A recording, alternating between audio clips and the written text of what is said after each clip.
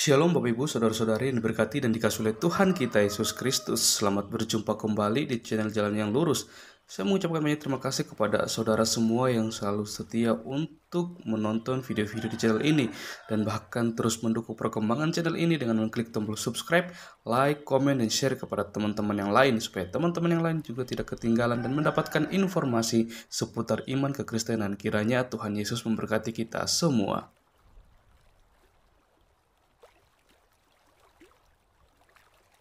Saudaraku yang terkasih di dalam nama Tuhan Yesus, di kesempatan kali ini kita akan kembali lagi bersama-sama akan melihat serta menyaksikan suatu keberlangsungan diskusi atau debat antara Pak Pendeta bersama dengan Uniriva. Kita akan melihat bagaimana Uniriva ini makin hari makin ke sana ya.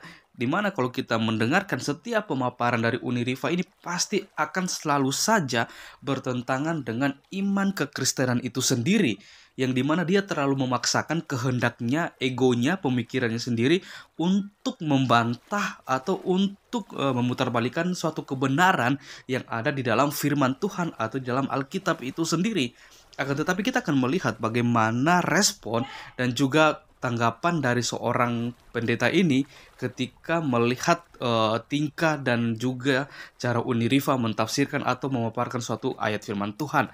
Dan kita juga akan melihat bagaimana pada akhirnya Uniriva ini sebenarnya sudah tidak bisa berbuat apa-apa, tapi dia hanya betul-betul modal ngerocosnya aja yang selalu dia andalkan. Maka dari itu tanpa berlama-lama, mari langsung saja kita simak videonya. Selamat masih menyaksikan. Tuhan Yesus memberkati. Masih ada waktu 2 menit kepada Muslim, silakan memberikan penjelasan. Kalau memang tidak ada penjelasannya, silakan berdakwah. Saya. Oh iya, Aku. Ya, Oke. boleh, ya. Jadi kita kembali ke originalitas ya, di mana original itu syaratnya tidak bisa dirubah, tidak mungkin disisipkan, tidak ada penyelewengan makna, jelas sumbernya, penulisnya siapa tuh jelas, itu baru original, ori ya. Nah, kemudian saya mau menjawab Bang Erben nih. Bang Erben tadi bilang Septuaginta dengan Teknosora itu ya, Teknosora itu kan baru Riva, Septuaginta lama. Makanya Bang, itu jadi pertanyaan saya juga. Kenapa di kitab Matius 2:15 justru mengutip yang Meksorah teksnya bukan Septuagintanya, di mana di situ katanya nubuatan buat Yesus, dari Mesir kupanggil anakku. Sementara itu kutipan dari Hosea 11:1, dari Mesir kupanggil anaknya di Septuaginta. Harusnya kalian ambil dari Septuaginta dong, dari Mesir kupanggil anaknya. Kenapa malah kutip itu penulis Matius mengutip kitab yang belum jadi? Kan lucu. Nah, kemudian buat Rion, kenapa sih Al-Quran katanya dijaga, kenapa kitab lain itu tidak dijaga? Kan sudah ada di pembuatan kitab elu, di dalam kitab Mazmur. Saatnya waktu telah bertindak karena Taurat akan dirubah. Itu ada dalilnya di dalam kitab elu. Kalau yang namanya sudah dinubuatkan ya akan terjadilah, karena memang Bani Israel menurut Musa itu tegar engkuk. Contohnya orang Farisi itu ngubah ajaran Nabi Musa kan, makanya digelari ular beludak sama Yesus. Lah emang udah dasar tabiatnya gitu kok, benerlah kata Al-Quran. Maha benar Allah dengan segala firman-Nya yang mengatakan bahwa orang Yahudi itu bersilat lidah, merubah-rubah pada tempatnya. Ternyata terbukti, aku udah bisa buktikan klaim Al-Quran dan tantangan Al-Quran tidak terbukti bisa dilakukan oleh siapapun, bahkan orientalis sekalipun hingga saat ini. Maha benar Allah dengan segala firman-Nya. Maka yang originalitas siapa? Yang original siapa kitabnya? Ya Al-Quran menurut standar-standar ilmiah. Nah, kalian legal standingnya tuh siapa yang menentukan ini benar, ini enggak, ini apokrifa, ini enggak? Ellen Pagel aja bilang tuh kitab siapa namanya Thomas itu adalah kitab yang benar, sementara Yohanes itu adalah ditambahkan Bapak Gereja. Itu kata siapa? Ellen Pagel, lulusan Harvard, di bukunya Beyond Belief dia yang bilang, bukan gua. Lah, orang Kristen aja ada yang bilang kayak gitu kok. Lah, gimana nentuin ini apokrifa, ini palsu, ini enggak? Ya bicara manuskrip itu aja udah Waktu habis. Semangat. Luar biasa semangat ya. Ya, kembali kepada Semangat itu cepat. Itu bukan semangat, cepat itu. Sebentar, Itu cacingan, Bro. Sebentar, jangan bicara hal yang tidak penting, itu tidak memperlihatkan kepintaran Anda, malah memperlihatkan kebodohan nanti. Respon. 5 menit. Respon 5 jawaban menit, respon. dari Kristen. Saya mau 5 jawab menit. tentang tadi ya, yang kata Bismillah itu tidak ada di dalam Quran ya. Silakan Bukan tidak ada, maksud Jalan saya bukan bagian waktu. dari Quran ya. Oke, Bapak lupa Pak ya. jalan waktu. Ya. Ya, ada satu hadis yang jelas menyatakan bahwa Al-Fatihah itu tidak ada di dalam Quran. Coba dibuka Tirmidzi 2800. Oke, Anda mau bermain hadis, kita ladenin Anda. Kita main hadis ya. Tirmidzi mana? Tirmidzi 2800 dikatakan bahkan tidak ada ya, bahkan tidak ada di dalam Quran. Ya. Bahkan tidak ada di dalam Quran. Ini kata Nabi Anda loh. Waktu langsung. Ya. Oke. Silakan jalan waktu. Saya mau bacain Pak, saya bacain ya Pak ya. Saya bacain pelan-pelan. Biar Bapak ngerti. Soalnya Bapak dari tadi mohon maaf Pak, Bapak kurang ngerti. Ketika saya bilang Al-Taubah, Bapak selalu membawa Al-Azab terus gitu loh. Oke, ya. Demi zat yang jiwaku berada di tengahnya, tebaklah apa yang tidaklah diturunkan di Taurat, Injil, Zabur, dan dalam Al-Quran. tidaklah diturunkan di dalam Taurat, Injil, Zabur, dan dalam Quran seperti itu. Sesungguhnya ia adalah 7 ayat yang diulang-ulang. Ingat, 7 ayat yang diulang-ulang itu adalah Al-Fatihah. Saya ada dalilnya lagi ya. Yang diulang-ulang dan Al-Quran yang agung, Pak. Kenapa Al-Fatihah sekarang ada di dalam Quran Bapak?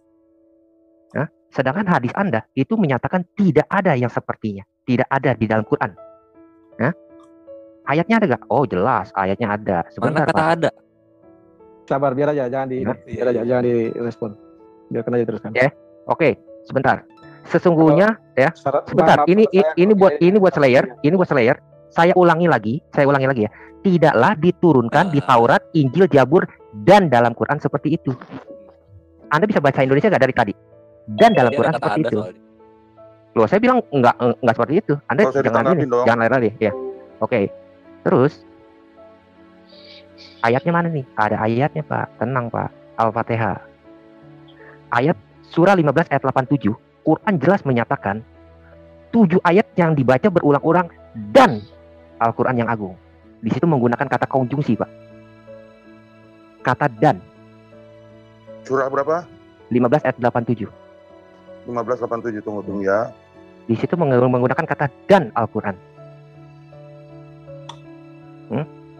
Nah ini. Waktu lanjut. Ketika Bapak mengklaim bahwa hadis menyatakan bismillah itu ada di dalam Quran, oke. Saya mau tanya, hadis Bapak Tirmizi 2800 menyatakan Al-Fatihah itu tidak diturunkan di dalam Injil, Taurat, Zabur, dan dalam Quran, Pak. Ada kata dan dalam Quran seperti itu. Surah 15 ayat 87 juga menyatakan 7 ayat yang diulang-ulang dan Al-Quran. Ada kata konjungsi, Pak. Kata dannya itu loh. Sekarang saya mau fokus. Bapak mau menyatakan Maliki dan Hanafi itu sebagai apa, Pak? Karena dia menyatakan itu bukan bagian daripada Quran. 2 pertanyaan itu. Bismillah di dalam surat Al-Fatihah itu bukan bagian daripada Quran. Itu mazhab Bapak, mazhab Islam, mazhab Sunni yang menyatakan, bukan saya. Tafsirnya saya udah bacain, Pak, Ibnu Katsir. Hadis ketemu hadis, Quran ketemu Quran, Pak. Oke. Ada yang mau nambahin nggak tuh? Lanjut. Siapa? Paus. Gua dong. Ini Pak, ini aku mau share screen. Si Pak Slayer ini kok gak kayak gitu cara jawab. Memang ini untuk membuktikan Quran itu bukan hanya perkataan Allah, tapi perkataan Umar bin Khattab sendiri. Redaksi kalimat ini jelas ini bukan redaksi Allah, bukan redaksi Muhammad, bukan redaksi Jibril, melainkan redaksi Umar bin Khattab. Kita bisa lihat langsung nih, kita pakai mata aja, nggak usah pakai tafsir. Kira-kira yang ngomong di sini siapa nih? Jika dia menceritakan kamu, boleh jadi Tuhan, nggak mungkin Tuhan kan berarti, nggak mungkin Allah yang ngomong ini kan. Tuhan akan memberi ganti kepadanya dengan istri yang lebih baik dari kamu dan sebagainya. Kita lihat tadi di Asbabun Nuzulnya memang ini perkataan Umar bin Khattab masuk ke Quran. Ini bukan rekomendasi, perkataannya langsung dikutip masuk ke Quran, bukan rekomendasi, bukan saran. Ini Pak, ini jelas dan tadi saya juga udah menjelaskan, udah ngeliatin Asbabun Nuzulnya. Kita sudah menjelaskan, kita bisa ngeliat sama-sama kok di sini. Ini bukan karangan saya. At-Tahrim ayat 5, ini Asbabun Nuzulnya. Tentang sebab turunnya ayat ini telah dikemukakan sebelumnya, yaitu ucapan Umar bin Khattab. Tegas ini bukan perkataan saya. Jadi bukan tuduhan saya. Kira-kira Timer. Ayat hijab juga deh, ayat hijab jangan lupa deh. Iya, ada tiga. Surah 53 ayat 33 ayat 53, surah Al-Baqarah sama surah ini. Timer. Tapi kan disebutkan aja ayatnya, nanti kita catat. Saya sangat tertarik ini. Ini harus diselesaikan masalah ini. Sering tampilkan ini dari ini. Masih ada itu hari ini. Lanjut. Silakan dilanjutkan. Apa lagi? Milih ayat mana tadi itu yang dari Mesir ku panggilan aku itu di mana yang berbeda? Ya boleh Itu kan, ya, sekarang nggak? Ya, Sekarang apa nanti? Dikasih Oh, yang- bertanya, nggak apa-apa. Ya, itu nubuatan Matius 2:15. Kalau di ini kan terlihat korelasinya ke Hosea 11 ayat 1. Sementara di Septuaginta kan dari Mesir ku panggil anaknya, itu yang lebih duluan dari teks Mesora. Lah di Mesora kan dari Mesir ku panggil anakku. Malah yang Matius malah nyomot yang di teks Mesora dong. Septuaginta dikemanain gitu loh, Bang. Thank you, Bang Berben. Aku Silakan, share Pak screen, Gerben. Bang. Share screen. Aku mau share. Share screen apa nih? Aku ini ayat Alkitab aja. Ya, Dia disebutkan tinggal aja. diminta aja, diminta. Apa, biar aku di sini aja kuliah di sini. Oh. Lebih enak. Waktu lanjut. Oke, waktu lanjut. Oke ya. Ini Alkitab. Ini ya, dari Mesir ku panggil anakku. Kalau di Hosea 11 ayat 1, dari Mesir ku panggil anakku itu sama juga anakku bukan anaknya. Aduh, iya, kayaknya kan ngambil di teks Mesora, Bang. Kalau di Septuaginta coba lah Bang Sorry, lihat Pak, di ini mana nggak sih. usah ditanggapin. Enggak usah tangkap Iya, aja. Biar aja. Iya. Anakku dengan anaknya di hadis itu kan besar juga. Jadi tergantung kemampuan membaca sih. Itu aja. Lanjut tadi Rio. Timer, tampilkan timer. Cukup sih. Tunggu. Cukup kok itu tadi udah. Masih ada waktunya kan? Jadi Iya. Alkitab itu teruji, bisa dibuktikan semuanya. Jadi bukan satu ini ya, bukan seperti yang kalian pikirkan. Karena masih ada ini, sayang banget waktunya 1 menit. Udah gunakan duluan. Siapa yang menambah? Silakan Bang Duran atau Bang Dorion. Lumayan itu. Lumayan, silakan kalau Bang Anda tidak mau respon, silakan Anda berdakwah. Silakan. Gue nambahin yang dari adek ya. Tolong bukain dong. Bukhari 143. Bukhari 143. Jadi Rifa ngerti juga nih bahwa perkataan umat pun dimasukkan ke dalam Quran. Bukhari 143. Asia hadis. Gak apa-apa, kita ikutin aja, kita dengarkan aja. 143. 143. Nanti aku yang jawab boleh ya moderator? Iya, sabar ya, tenang. Waktu jalan.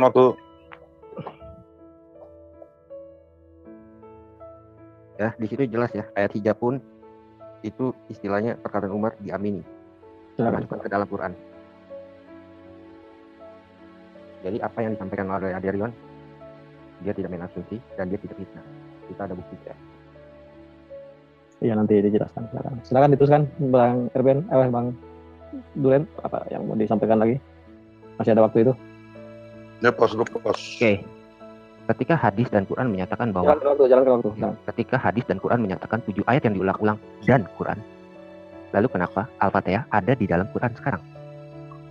Kita bicara tentang manuskrip. Kalau bicara manuskrip, tentu Islam nggak ada manuskrip. Mau kita explore Birmingham, minggu depan kita explore Birmingham dan Sanaa manuskrip. Ya, karena kan Rifa minta nih manuskrip yang ditambahkan istilah kitab suci yang ditambahkan kata-katanya segala macam. Nah, pertanyaan saya, Hanafi dan Maliki itu mereka setuju bahwa Bismillah bukanlah bagian daripada Quran. Tetapi kenapa dicantumkan di dalam surat Al-Fatihah? Salah satu ayat malah. Siapa yang benar nih? Syafi'i yang benar atau mazhab Maliki yang benar? Silakan Anda menjawab. Terus hadis menyatakan tidak, dan dalam Quran tidak ada yang seperti itu. Tidak ada yang seperti Al-Fatihah dan dalam Quran loh. Dan dalam Quran tidak ada yang seperti itu. Berarti kan ada dua yang berbeda. Kenapa sekarang Al-Fatihah ada di dalam Quran? Monggo, hadis ketemu hadis, Quran ketemu Quran. Oke, mohon jangan dijawab ya saudara muslim ya, mohon jangan dijawab dulu. Tolong, saya minta tolong kepada yang tampilkan di layar. Tampilkan tadi yang pertama tadi diminta sama Bang Duren itu perlu dibahas itu. Yang share screen yang pertama tadi di sesi ini. Ada yang masalah mana tadi? Ada yang pertama sebelum Dorion tadi. Sebelum Dorion tadi 2800. Soal apa? Bismillah. 2800. Bukan. Ya. Tadi ada yang hadis. Sebelum Dorion tadi pasukan Atarim. Ya. Iya. Atarim ya, Atarim. Nanti Atarim belakangan ini harus diselesaikan dulu, kita harus jawab ini.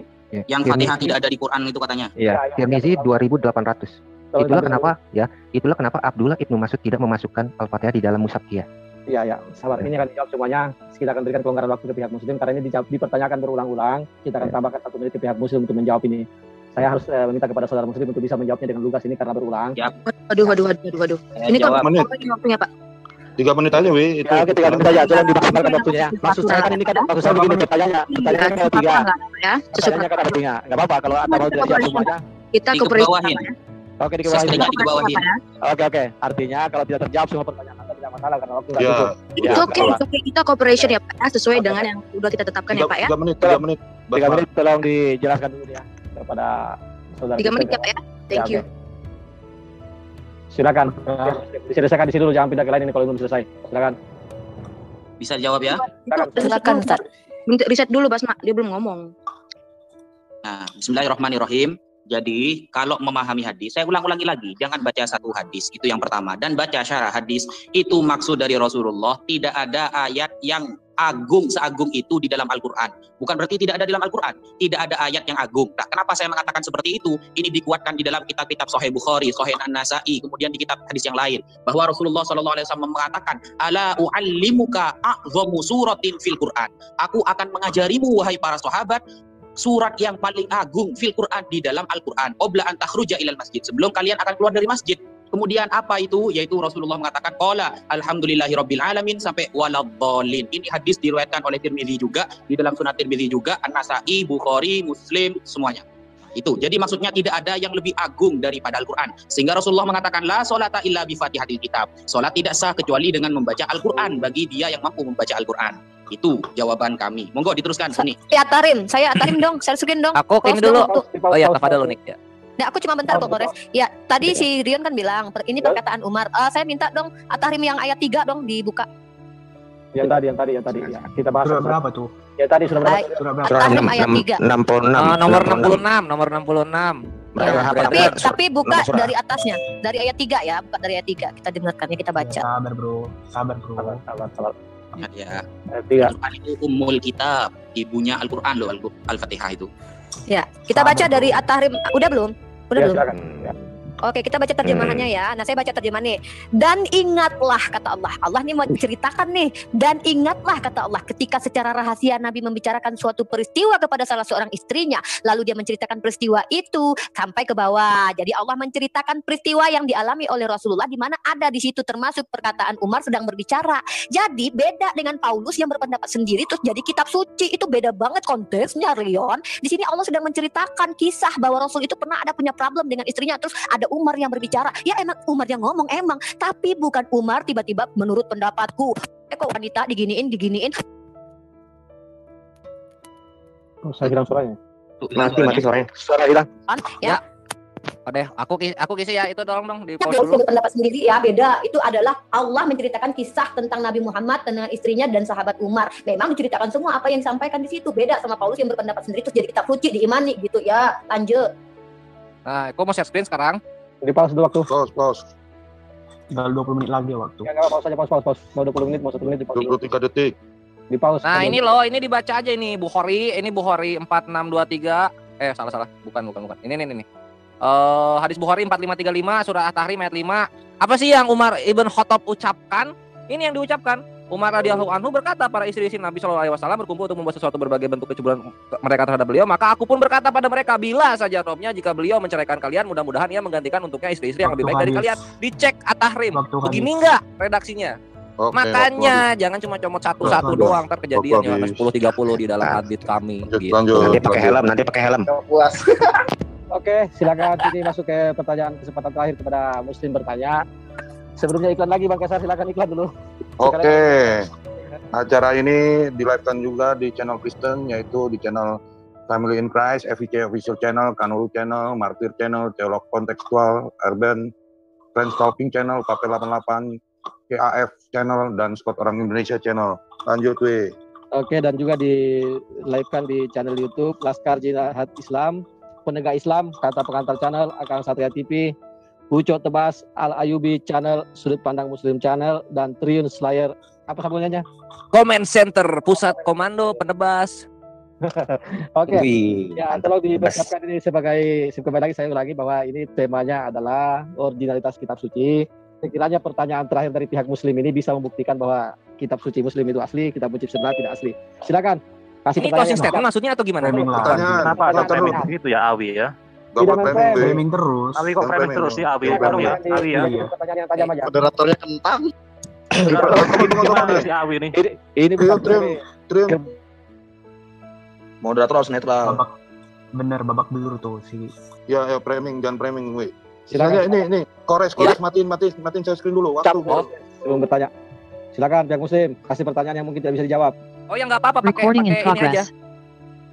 Pakai share screen aja tadi mana? Enggak, aku pengen nanya ke Aderion, kok bisa-bisanya gitu. Ketika Umar mengatakan sesuatu yang berbeda, lalu disangkakan Umar ibn Khattab ini mengatakan sesuatu yang di Al-Quran. Ya, mohon maaf terus layar, pertanyaannya tidak pas itu. Mohon maaf terus layar, pertanyaannya tidak pas. Saya pun sebagai jangan nanya saya dong, itu kan Quran, Pak. Enggak pas, jangan ditanyakan. Oh gitu, oh ya udah. Berarti nanyanya Aku yang nanya dong. Balik topik jadi. Ya. Oh ya udah, Unik duluan deh. Aku dong nanya tadi. Silakan. Iya, tadi kan aku nanya, kita udah bicara kitab suci, hadis-hadis dibawa-bawain, legal standing belum kejawab. Siapa sih punya otoritas membedakan ini apokrifa, ini palsu, ini enggak, ini diterima, soalnya ribuan manuskrip loh, guys. Terus aku tadi juga nanya, kan Yesus sudah bilang tuh, akan ada penyesat itu di dalam kitab Matius 24:24. Dari mana kalian tahu bahwa yang kalian imani itu bukan dari penyesat? Karena kata Yesus, orang pilihan pun juga disesatkan gitu loh. Jadi kalian gimana membedakan roh setan sama roh malaikat, roh hantu sama roh Tuhan itu gimana caranya gitu? Karena kan ada apokrifa, bahkan kalian sendiri pun berseteru tentang dalil-dalil di kitab kalian. Gimana legal standingnya? Itu pertanyaan kita. Terus kalau tentang originalitas kitab gua kan udah gua ceritain tuh, nggak dirubah dan segala macamnya. Terus tadi Bang Erben dijelaskan lagi sejelas-jelasnya di Septuaginta, Bang, di Hosea 11 ayat 1 terjemahannya, dari Mesir kupanggil anak-anaknya. Itu ada sebelum Yesus lahir 2 abad ya kalau nggak salah. Tapi anehnya, Bang, pembuat kitab Matius di dalam Matius yang saya sebutkan tadi itu justru mengutip kitab yang dari Mesir kupanggil anakku, justru terjemahnya Tekmes orang yang belum jadi. Masa Matius mengutip kitab yang belum jadi, Bang? Sementara si Septuaginta itu dari Mesir kupanggil anak-anaknya. Matius bilang nubuatannya dari Mesir kupanggil anakku. Ternyata itu terjemahan dari Mesorah teks. Itu priben kie itu Bang ceritanya. Pertanyaan intinya biar dijawab. Ya itu gimana ceritanya? Kok bisa begitu? Masa Matius mengutip kitab yang belum jadi? Itu pertanyaannya. Sama yang satu lagi, legal standing kitab kalian itu yang menentukan siapa sih otoritasnya? Ini apokrifa, ini asli, ini benar, ini enggak, itu siapa? Oke, sudah ditangkap. Oke. Saya sederhanakan pertanyaannya yang mungkin terlalu cepat jadi sulit terjawab tadi. Saya sederhanakan pertanyaannya mengenai legal standing apa sih, atau apa standar yang dipakai dari pihak Kristen untuk menentukan ini asli atau tidak ini kitab ini. Ya, itu. Oke, setting 5 menit waktu jawaban untuk pihak Kristen. Sama tadi tuh yang Septuaginta Hosea 11:1, jelasin dong itu gimana ceritanya bisa gitu. Oke, nanti Bang Irben itu yang bisa menjawab itu. Saya rasa Bang Irben sudah tahu. Oke. Nanya tentang legal standing ya. Kita ada namanya kan para rasul. Lalu para rasul punya murid ya, punya murid ya. Yohanes turun kepada Ignatius, turun kepada Polikarpus, Polikarpus turun kepada Irenaeus. Petrus turun kepada Markus, kepada Justus, kepada Clemens. Kalau ditanya legal standing, kita ada yang namanya sanad. Jelas semua. Oke, saya mau menanggapi lagi ya. Tadi Pak Ustadz bicara hanya tentang itu ada di Tirmizi, tapi tidak pernah menampilkan dalil atau nomor-nomor hadisnya, Pak. Coba tolong dibuka Sahih Bukhari 4334. Paus. Ya. Di situ dikatakan lagi, Pak, ini justru yang Bapak kutip nih Pak tadi, Pak. Ketika ada orang yang mau ke masjid, terus dia ini tentang Ubay, Pak. 4334. Ini waktunya menjawab, bukan bertanya ya. Enggak, justru saya mau mengcounter ya kan. Di situ dikatakan lagi, Pak. 7 ayat yang diulang-ulang dan. Kenapa harus menggunakan dan, Pak? Dan Al-Quran yang agung. Ada 2 hal yang berbeda, Pak. 7 ayat yang diulang-ulang dan Al-Quran yang agung yang diturunkan kepada Muhammad. Kalau Bapak bisa mengeluarkan dalil, keluarkan, Pak. Jadi kita lihat dalil mana yang lebih akurat, dalil mana yang lebih sahih. Saya udah keluarkan Tirmizi 2800 dan Sahih Bukhari untuk memperkuat dan ayatul Quran. Surah 15 ayat 87, Pak. Di situ menggunakan kata dan, Pak, konjungsi, Pak. Kata sambung, Pak, dan. Jadi tolong, kalau Bapak mau mengeluarkan dalil, silakan keluarkan. Kita lihat cross check sama-sama ya. Terus tentang apakah tidak ada penambahan, mungkin itu nanti minggu depan saya akan ulas lebih detail lagi. Surat At-Taubah kenapa tidak ada kata Bismillah? Itu minggu depan, season kedua. Oke? Yuk, Dek, lanjutin, Dek. Iya, tentang masalah siapa yang kompeten ya, yang punya legal standing itu gereja namanya. Itu bisa kita lihat di Matius 16 ayat 18. Yesus mendirikan gereja. Bahasa aslinya disebut eklesia, bahasa Portugal disebut igreja, bahasa Indonesia disebut gereja. Itu ngomongin tentang fonetik korespondensi. Nah, terus tentang masalah kitab siapa yang menentukan? Aku boleh share screen? Boleh dimatiin dulu waktunya, Pak? Matiin dulu, Pak.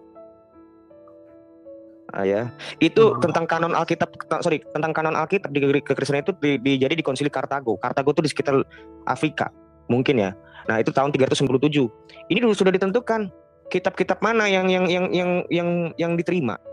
Soalnya banyak juga kitab-kitab yang memang bukan berasal dari para rasul, Pak. Nah, ini finalnya ada di tahun 397. Tentang kitab-kitab ini sudah diresmikan di tahun 397 di Konsili Kartago. Ya itulah tentang masalah instansi atau apa legal standing itu ada di gereja. Kira-kira begitu. Silakan kalau masih waktu. Ya, yang Hosea belum Hosea. Masih ada kan? Jadi gini bedanya, Hosea itu kan konteksnya tentang bangsa Israel yang keluar dari Mesir, maka bentuknya jamak. Sedangkan Matius itu berbicara tentang Yesus yang hanya satu orang, maka bentuknya tunggal. Itu aja. Jadi konteksnya begitu. Tetapi sebagaimana bangsa Israel dikeluarkan dari Mesir, demikian juga Yesus dipanggil dari Mesir. Itu Rifa sudah terjawab ya. Jadi hanya bentuknya. Karena konteksnya bangsa Israel kan banyak. Makanya anakku di situ bentuk jamak. Sedangkan Yesus itu kan satu, makanya bentuk tunggal. Udah ya, Rifa terjawab. Kalau untuk kanonisasi itu konteksnya kan pertama tulisan itu ditulis oleh para rasul. Yang kedua, ajaran-ajaran itu sesuai dengan ajaran pada Yesus. Dan mereka adalah saksi atau pelaku sejarah dalam pelayanan Yesus. Sejaman dengan Yesus mereka. Baru kitab-kitab itu harus ditulis menggunakan bahasa yang dipakai zaman Yesus. Baru tulisan-tulisan itu sudah digunakan oleh gereja. Itu kriteria kanonisasi. Oke. Ada mau disampaikan lagi Pak Duran? Ya masih ada 138 dimanfaatkan tuh. Pak Duran ada. Nggak cukup sih. Itu udah pertanyaannya itu kok. Tanya itu aja. Itu mulu udah tadi. Kan ada untuk yang lain kan bisa. Yang maksud Hosea gimana sih? Nggak ngerti saya Hosea. Hosea itu kan di situ anak-anakku. Itu kan bentuk Buka ayatnya dulu dah. Yang terjemahan mana nih? Aku jelasin boleh nggak? Biar Duran ngerti. Soalnya Duran nggak fokus. Rion takut. Nanti bukan nggak usah dong. Ini kan waktu kita. Waktu ibu. Biar aja mereka berurusan dulu. Ini Hosea pasal 11 ayat 1. Iya, itu kan tentang ketika Israel masih muda, aku kasihi dia. Dan dari Mesir panggil anakku itu. Itu kalau di ini. Kenapa bentuknya jamak? Kalau anak-anakku, tapi bahasa Indonesianya anakku kok. Tapi kalau di Matius pasal 2 ayat 15, ini dikatakan dari Mesir ku panggil anakku. Sebenarnya kalau dalam terjemahan bahasa Indonesia sama. Cuma satu bentuknya seperti ini, anak-anak. Jalan Matius berapa tadi Bang? Itu aja kalau bicara itu jalan. Matius berapa tadi? Satu lagi. Matius 2 ayat 15. Mending saya nggak ngerti pertanyaan Rifa kenapa? Karena saya lihat di Caba pun sama gitu loh. My son, bukan not my sons. My Ini son. boleh ditanggapi apa gimana? Nggak, nanti. Tunggu, waktu jalan. Matius 2 ayat 2 ya?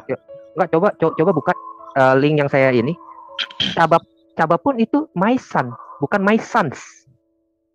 Maka itu saya kurang ngerti nih Rifa maksudnya apa, poinnya apa. Iya. Bedanya apa ya?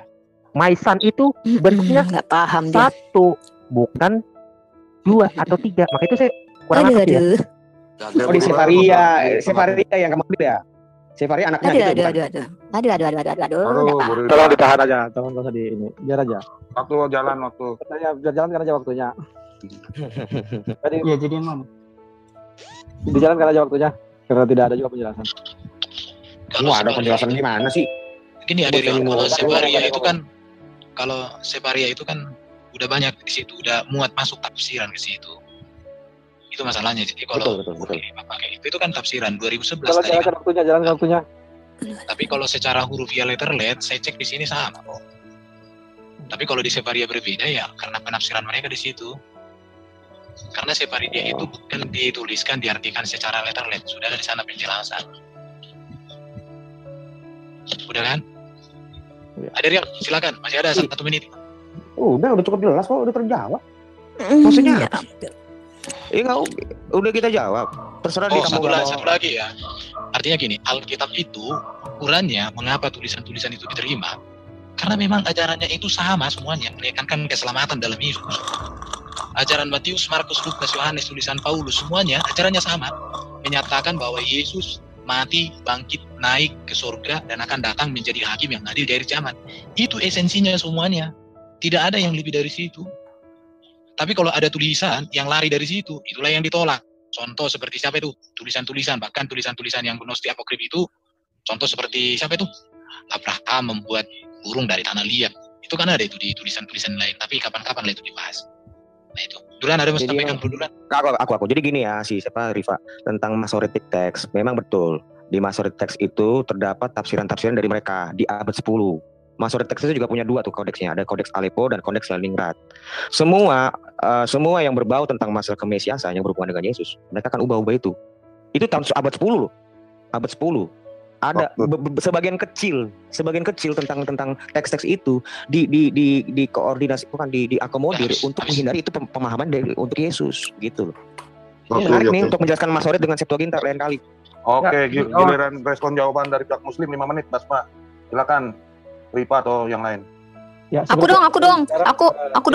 Sebelum pihak muslim bicara, kalau boleh saya kasih saran, dipertajam aja di pertanyaannya tadi. Iya, aku mau mempertajam nih, kayaknya pada nggak ngerti. Jika ada pertanyaan dari pihak sebelah tadi di sisi ini tidak usah dijawab, pertajam aja pertanyaannya. Silakan. Aku share screen ya, aku share screen. Mana nih? Nggak bisa. Oke, aku share screen. Tadi aku udah share screen padahal. Silakan dicek lagi kalau ini salah literasinya, berarti ya bukan salah aku juga sih. Nah, ini lihat nih ya, ini Septuaginta. Aku dapat link ini, tapi silakan kalian cari Septuaginta lain deh. Baca dia di Hosea 11:1. Pagi-pagi sekali mereka diusir, Raja Israel telah diusir karena Israel adalah seorang anak dan aku mencintainya. Dan dari Mesir aku telah memanggil anak-anaknya. Nah, harusnya kitab Matius itu secara logika kalian tadi bilang tuh teks Mesora itu setelah Yesus lahir baru terbentuknya, dan itu banyak terjemahan pendapat-pendapat. Iya, kalian nggak usah harusnya beriman kepada teks Mesoret. Tapi lucunya kitab Matius 2:15 itu justru mengutip terjemahan yang sama seperti Mesorah, bukan Septuagint, karena di Septuagint itu tertulis dari Mesir ku panggil anak-anaknya, sementara di Hosea 11 ayat 1 yang versi Mesorah itu dari Mesir ku panggil anakku dengan anak-anaknya itu beda, coy. Nah, terus yang anehnya kitab Matius ini yang membuat saya misteri ini adalah dia mengutip terjemahan yang belum ada. Mesorah itu kapan jadinya? Matius kapan ditulis? Iya, dia oke lah nggak mengutip terjemahan, taruhlah mengutip nubuatan. Mari kita baca nubuatannya. Saya stop share screen, kemudian kita stop dulu. Aku mau share screen. Ya, jangan sampai waktunya jalan. Oke. Nah, sorry. Mana ya? Bentar. Nih. Nah, ini sudah lihat kan?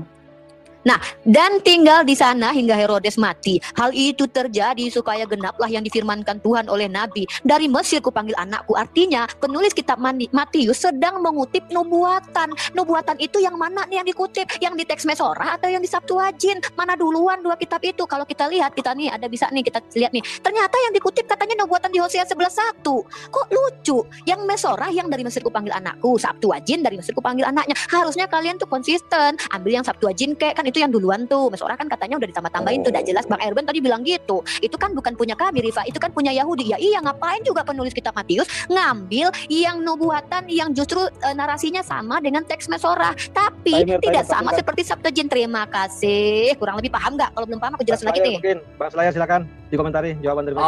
Oke, ya ini ya yang akan aku komentarin ini lucu-lucu karena pertama tadi ngomongnya legal standing dari doktrin, sekarang ngomong dari sanad. Oke, kita ambil dari sanad. Ini sanadnya tolong ditunjukkan Yohanes, Polikarpus sampai LAI gitu. Tolong ditunjukkan manuskrip mana saja yang diwariskan dari Yohanes ke Polikarpus. Pengen tahu gue. Dari 150 ribuan tekstual varian itu yang mana aja? Silakan ditunjukkan by data. Itu pertama. Terus yang kedua, Matius 16 nomor 18 Aderion bawa itu gereja, itu ayat gereja, itu batu karang. Batu karang itu. Kalian ngapain bikin pilar-pilar yang punyanya pagan Yunani? What the heck? Silakan dijawab. Batu karang itu Matius nomor 16 nomor 18. Kok jadi gedung-gedung? Batu karang aja lah. Makanya jangan mengimani sesuatu yang ditafsir, imani yang tertulis. Karena yang di luar tertulis itu bidat. Lalu yang ketiga apa ya? Terus kalau misalnya nentuin benar dan salah ini legal standingnya berdasarkan doktrin seperti yang dibilang oleh Fek Duran. Doktrinnya ini datang dari mana? Tuhan Israel, Yesus sendiri, murid-murid Yesus, atau bapak-bapak gereja? Karena setahu gua, selama gua baca dari Kejadian 1 nomor 1 sampai Wahyu 22 nomor 21, nggak ada sama sekali biblos yang diimani oleh LAI sekarang termaktub di dalam kitab suci terdahulu. Bahkan Kodeks Sinaiticus Vaticanus pun kitab-kitabnya nggak sama dengan yang ada sekarang gitu. Jadi kalian mau bilang kayak gimana ini pertanggungjawabannya mengenai legal standing? Silahkan. 3 poin ya. Masih ada waktu kah? Coba timer. Timernya bisa-bisanya batu karang jadi gedung. Dari mana coba sejarah?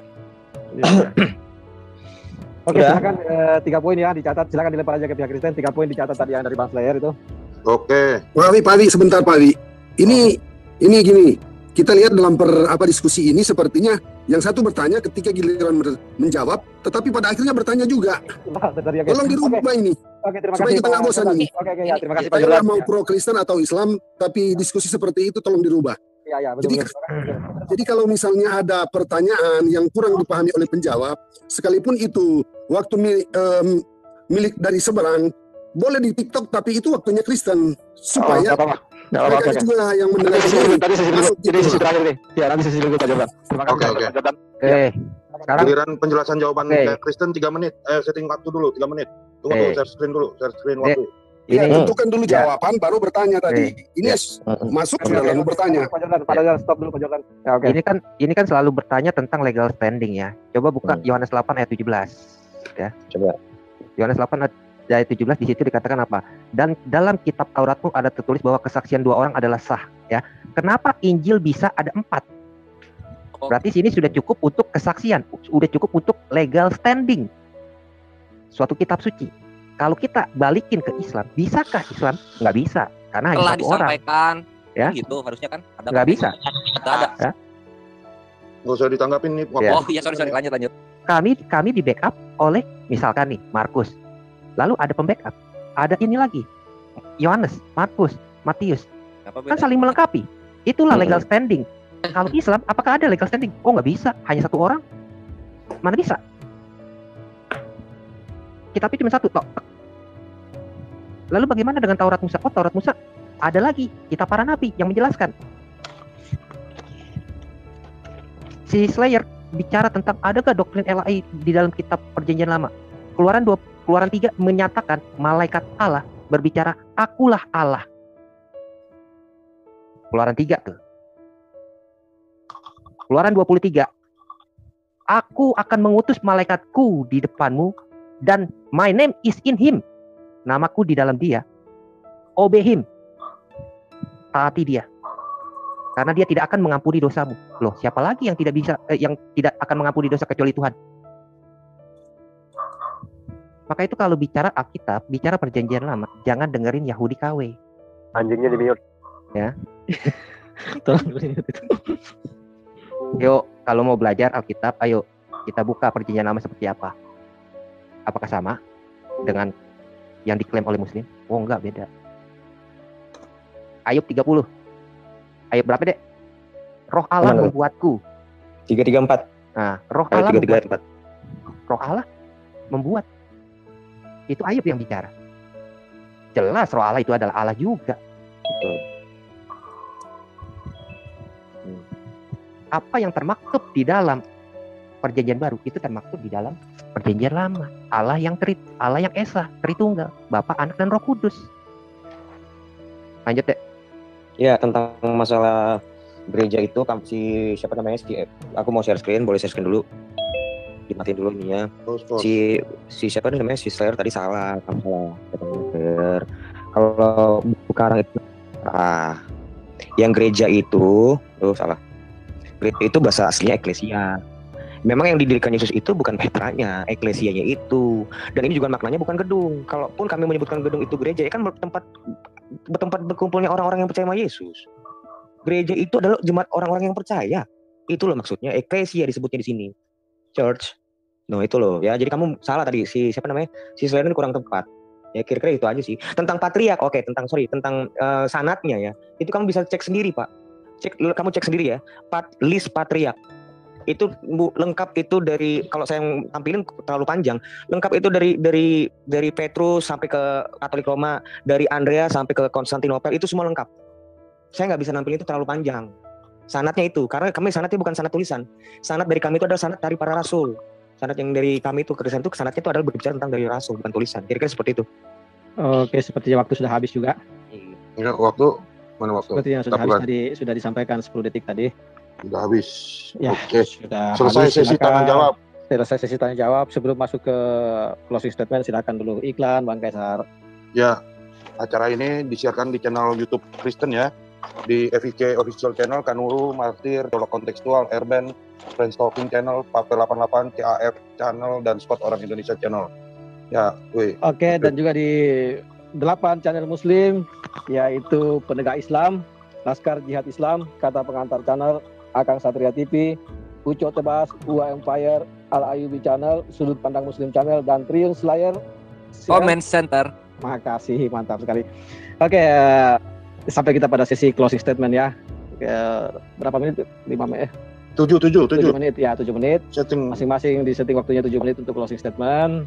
Timer ditampilkan saya ulangi lagi ini ya. Temanya adalah originalitas kitab suci. Saya harap closing statement masing-masing bisa menguatkan argumennya bahwa benar kitab suci mereka itu adalah asli. Kitab suci masing-masing yang diyakini itu adalah asli. Silakan pihak Kristen 7 menit untuk closing statement. Ya, langsung Duran. Take your time. Bukannya kita terakhir? Saya ngatur di sini, moderatornya. Saya ngatur. Minggu depan, minggu pertama mereka. Oke. Ya. Tadi saya sudah memberikan dalil bagaimana Al-Fatihah. Pertama, Hanafi dan Maliki itu mengatakan Bismillah bukan bagian daripada Quran. Lalu kenapa ada di dalam Quran sekarang? Lalu ada lagi Tirmizi 2800, Bukhari 4334 itu jelas menyatakan Al-Fatihah dan Quran. Tirmizi jelas menyatakan tidak ada di dalam Quran seperti itu. Masa hadis mau Anda tafsirkan dengan cara seperti itu, Pak Ustadz? Anda keluarkan dalil yang benar, baru kita baca. Kan kita di sini kan mengedukasi, cari tahu mana yang benar nih. Lalu mengenai manuskrip, kalau kita challenge manuskrip, Islam nggak akan mampu. Birmingham itu karbon date-nya aja 532 sampai 644. Ingat, di dalam hadis dikatakan Utsman membakar semua mushaf yang bukan tulisan dia. Jika Birmingham 644, Utsman itu menjadi khalifah 644. Nggak cocok, Pak.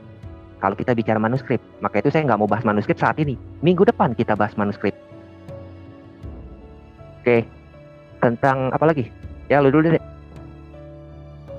Ya, tentang ya minimal dari pembicaraan kita kan sudah diakui kalau memang ada perkataan dari Umar tentang redaksinya berbeda, nggak beda jauh lah. Memang itu perkataannya Umar yang disadur ulang oleh Allah dan masuk ke surah At-Tahrim ayat ke-5. Itu sudah ada tiga ayat tuh perkataan Umar yang masuk ke dalam Quran. Terus terkait aku tentang kekristenan. Kita ini kembali dari presentasi awal saya, kekristenan itu bukan agama kitab. Ya.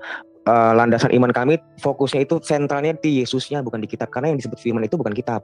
Memang penulisannya diilhami oleh Roh Kudus, tapi apakah kitab Injil ini adalah firman? Yang disebut firmannya Yesus. Hologos itu ya Yesus. Kita nggak pernah nyebut kitab itu adalah Allah, nggak pernah. Loh, kalau kalian ya terserah, itu kembali kepada iman kalian sendiri. Memang kalian anggap ya kitab itu firman Allah, kitab itu ya firman. Kalau kami kan yang disebut firman itu adalah Yesus. Itu sebenarnya poin utama yang mau hendak kami sampaikan. Tentang masalah terkait di dalamnya ada varian-varian itu wajar, karena pada waktu itu memang belum ada teknologi fotokopi. Kalau ada tuh Musa tuh bolak-balik fotokopi itu pasti. Musa, Paulus bolak-balik fotokopi. Kenapa? Butuh disalin dan disalin karena umur residunya, umur umur berkurangnya ketahanan papirus itu nggak seperti kertas sekarang. Dan cara menggandakan itu waktu dulu belum ada teknologi fotokopi. Kira-kira seperti itu. Kenapa varian kami banyak berjibun? Dan itu kita kan bisa justru ada bukti nyatanya kan, konkretnya ada, kita bisa saling ngecek nih. Misalnya di manuskrip 1 kok nggak ada tulisan ini deh, di sini ada, kenapa bisa gitu? Nah itu kan bisa dicek. Dan juga bukan hanya manuskrip, kita tanpa manuskrip pun ada kitab Injil bisa terjadi loh. Kitab Injil itu bisa terjadi tanpa manuskrip. Dari mana? Dari catatan Bapak Gereja. Itu kok fokus kita di Yesusnya, bukan di kitabnya kok. Kitab ini dibakar hancur itu. Nah kira-kira seperti itu mungkin ditambahin dengan Pak Erben. Yang lain enggak? Jadi Alkitab ini kebenaran karena Alkitab itu sangat historis sekali, ya. Jadi data-data sejarah di dalam Alkitab sangat sesuai dengan sejarah dunia, sejarah Israel, sejarah Yunani, sejarah Roma, bahkan kisah Babel dan semuanya. Tetapi hal ini tidak akan kita temukan di kitab-kitab lain di situ ya. Apalagi contoh ada di kitab-kitab Gnostik atau Apokripti bagi orang Kristen justru itu ditemukan nanti di Quran. Contohnya seperti apa itu, Bro Duran? Membuat burung dari tanah liat, apalagi? Banyak. Ibrahim dibakar. Ya. Ibrahim dibakar itu kita bisa buktikan itu dari Midras dan itu adalah dari Zoroaster juga. Nanti besok itu Pak. Tapi maksud aku sampaikan aja Pak Duran. Itu contoh-contoh. Jadi ada banyak sejarah di dalam kitab Quran yang tidak bisa kita buktikan. Justru nanti kalau kita mau cari data-data yang lain, justru ditemukan di kitab-kitab yang sudah dinyatakan orang Kristen itu bukan kebenaran. Nah di situ. Tetapi kalau Alkitab ini, semua yang terisi di dalamnya bisa diuji secara historis. Tentang contoh kayak Yesus, kalau di Quran, Bunda, siapa itu? Maryam, saudara Harun. Itu historis kalau kita lihat dengan konteks Yahudi. Dan kalau itu dikaitkan dengan Alkitab, nggak bisa nyambung. Kalau dikaitkan dengan orang Yahudi, bakal jauh kali. Baru kalau nggak kaitan dengan Yahudi dan Alkitab, berarti siapa? Tokoh yang lain, ya nggak masalah gitu ya. Itu, jadi banyak sekali sebenarnya. Ada lagi kira-kira itu aja. Baru Alkitab ini contoh tentang Yesus mati bangkit itu bisa ditemukan kok dalam buku-buku sejarah sesuai. Tetapi kalau di Quran dikatakan berangkat ke langit, tidak mengalami ini. Tapi itu tidak bisa dibuktikan juga secara historisnya. Kok bisa begitu? Nah, ini pertanyaan-pertanyaan yang sudah sukar untuk dibuktikan sebenarnya. Nah, itu aja dulu dari saya. Apa, Adi? Ya, 50 detik. Adi. Ya, cukup lah. Udah, aku rasa cukup, Pak. Duran? Atau silakan Duran. Ya cukup juga lah. Cuman paling tambahin Septuaginta ya, yang tadi Riva bilang. Oh iya Septuaginta. Coba deh tolong dibuka yang tadi saya udah itu. Jadi Riva harus ya. Iya enggak sekalian ini. Jadi Riva harus belajar baca konteksnya. Benar kata Pak Erben. Konteksnya itu adalah Israel gitu loh.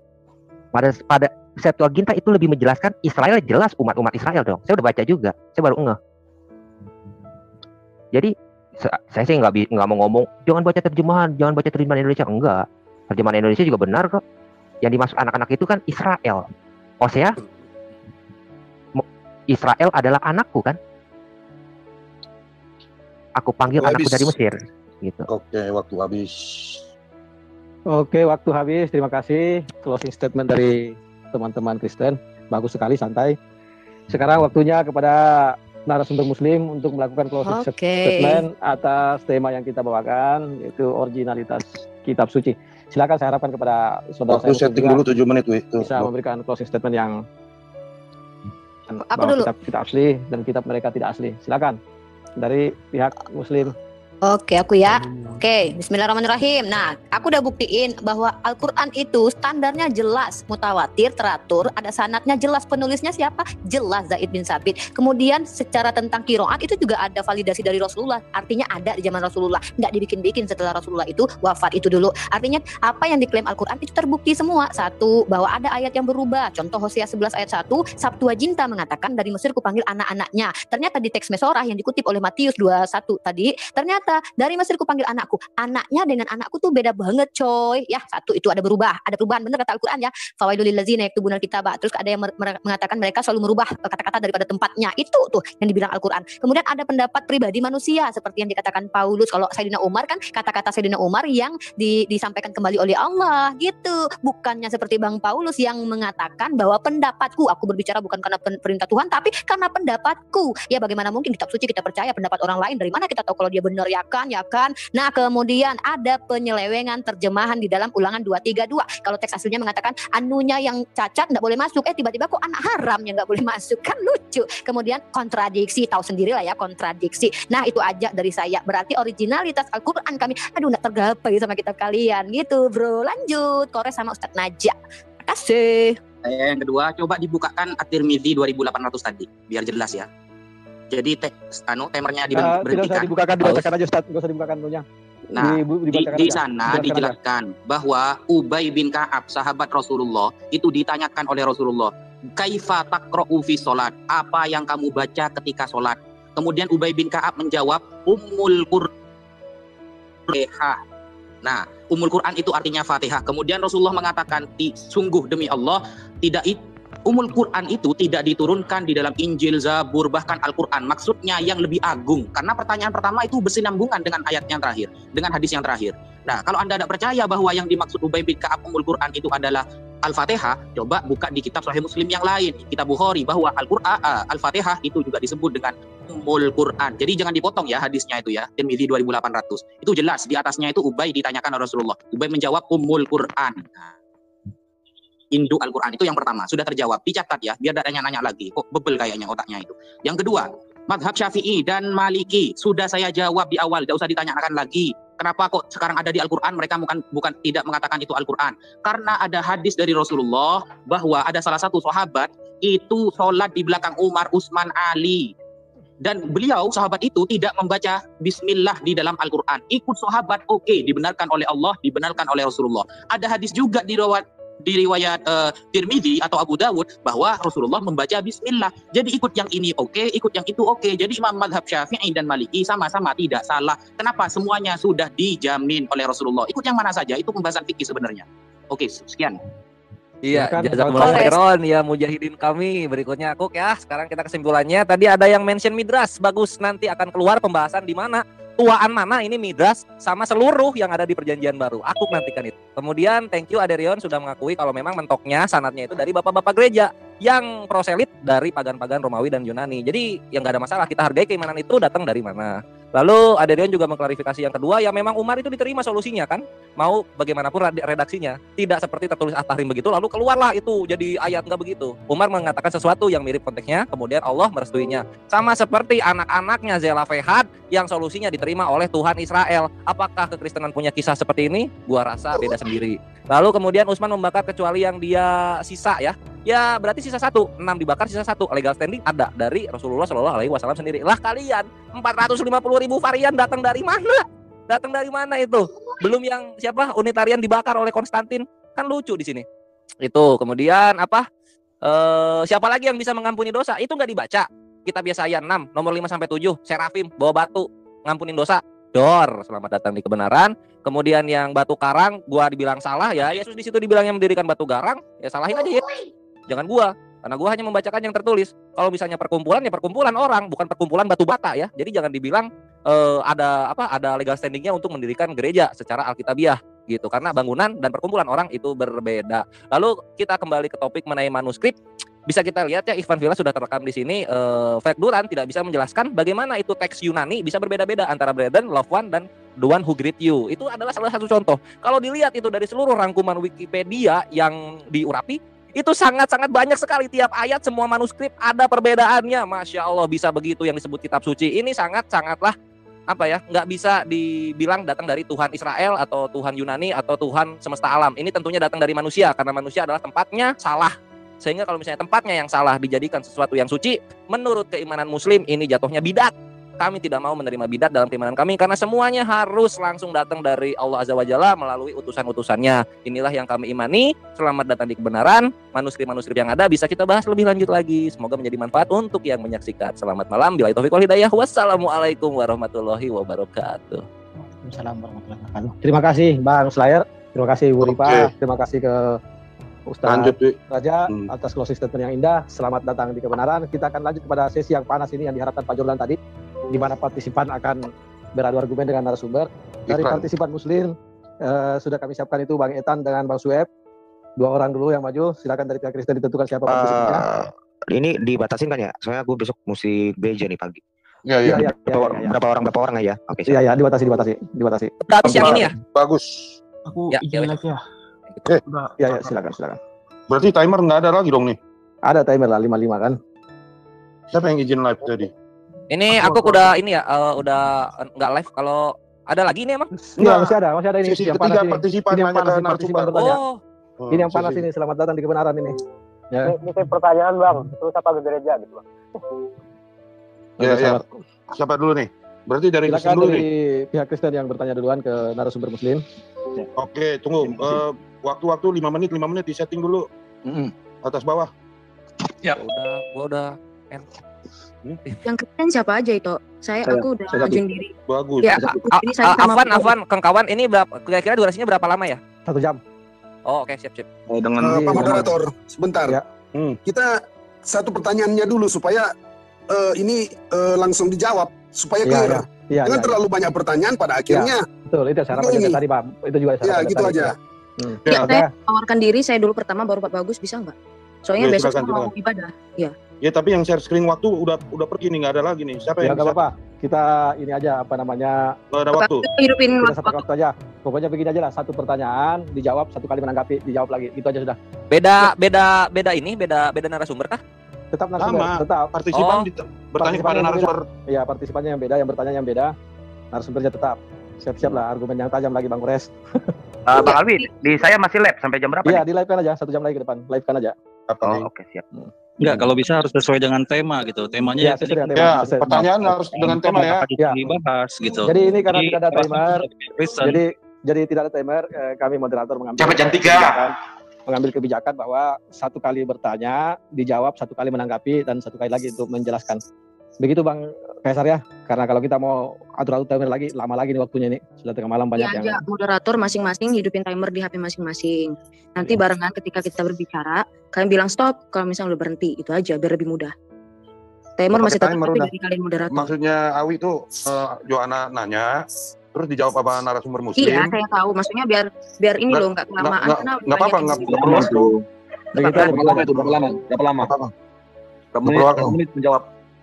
Ya terserah lah kalau sudah jaga titik. Berapa menit? Menjawab berapa menit? 2 menit lah bertanya. Nggak usah juga lama-lama bertanya, nggak usah lama-lama bertanya. Pertanyaan yang singkat, jawaban yang perlu banyak. Silakan. Pokoknya ditanyakan aja. Kalau pertanyaannya sudah dimengerti, bisa langsung dijawab. Oke, Yohana, langsung. Begitu aja. Jadi aturannya begini, 1 kali bertanya, dijawab, nanti ditanggapi, terus nanti terakhir lagi merespon tanggapan. Begitu aja. Oke, jadi ada 4 ya. Ya, masing-masing punya kesempatan 2 kali bicara. Ya. Ya, silakan Yohana, duluan. Oke. Shalom teman-teman, terima kasih atas waktunya. Saya mau cepat-cepat juga karena saya besok mau ibadah. Karena aku tuh tertarik banget sama teman-teman yang bilang harus bawa dari Al-Quran bukan hadis, ya kan? Ini saya baca dari Hud ayat 1 yang dikatakan Al-Quran itu sudah terperinci dan jelas diturunkan oleh Allah. Kemudian aku bawa juga dari Ibrahim 52. Ini aku bawa intermezzo dulu, bahwa Al-Quran ini merupakan yang sempurna, memberi penjelasan yang sempurna untuk peringatan kepada orang lain.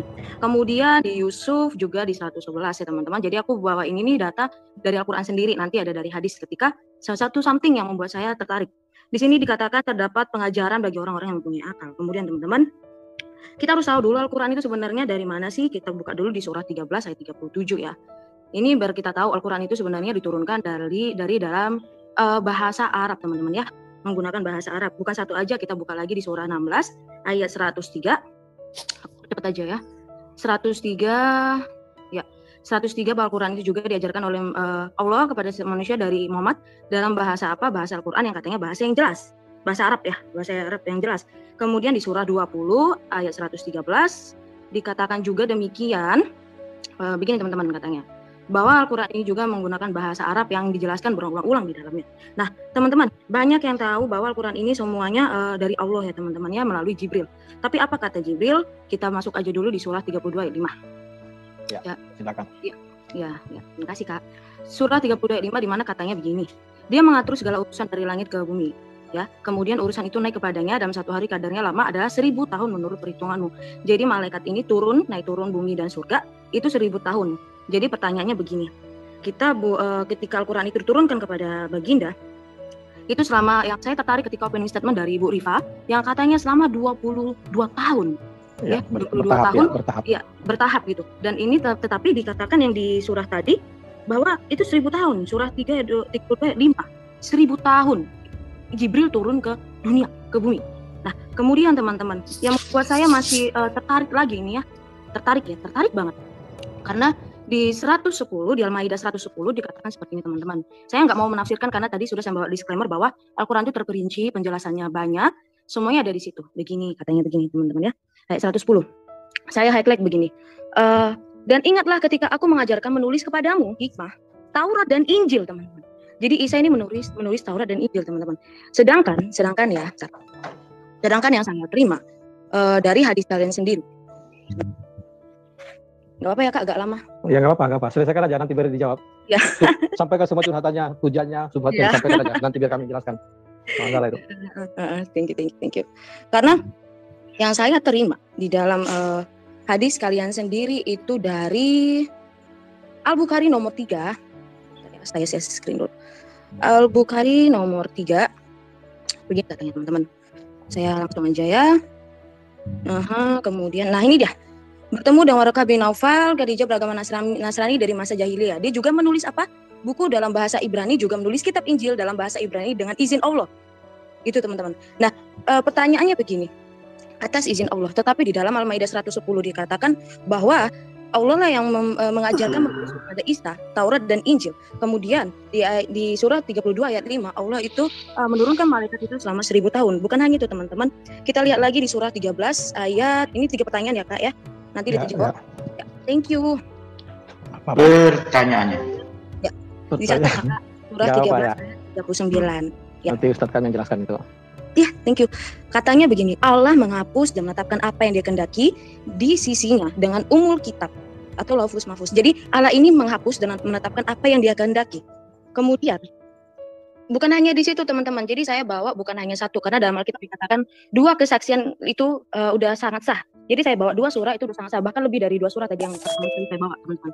Okay. Kemudian di surah 2 ayat 106, ayat yang kami batalkan atau kami hilangkan dari ingatan pasti diganti dengan lebih baik atau yang sebanding dengannya. Tidakkah kamu tahu bahwa Allah Maha Kuasa atas segala sesuatu?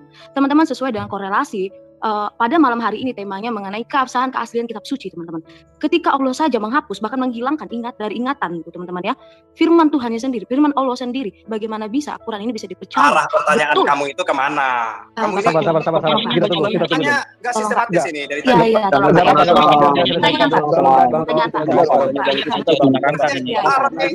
Iya, ya Bapak, nanti saya tolong usah ditanggapi.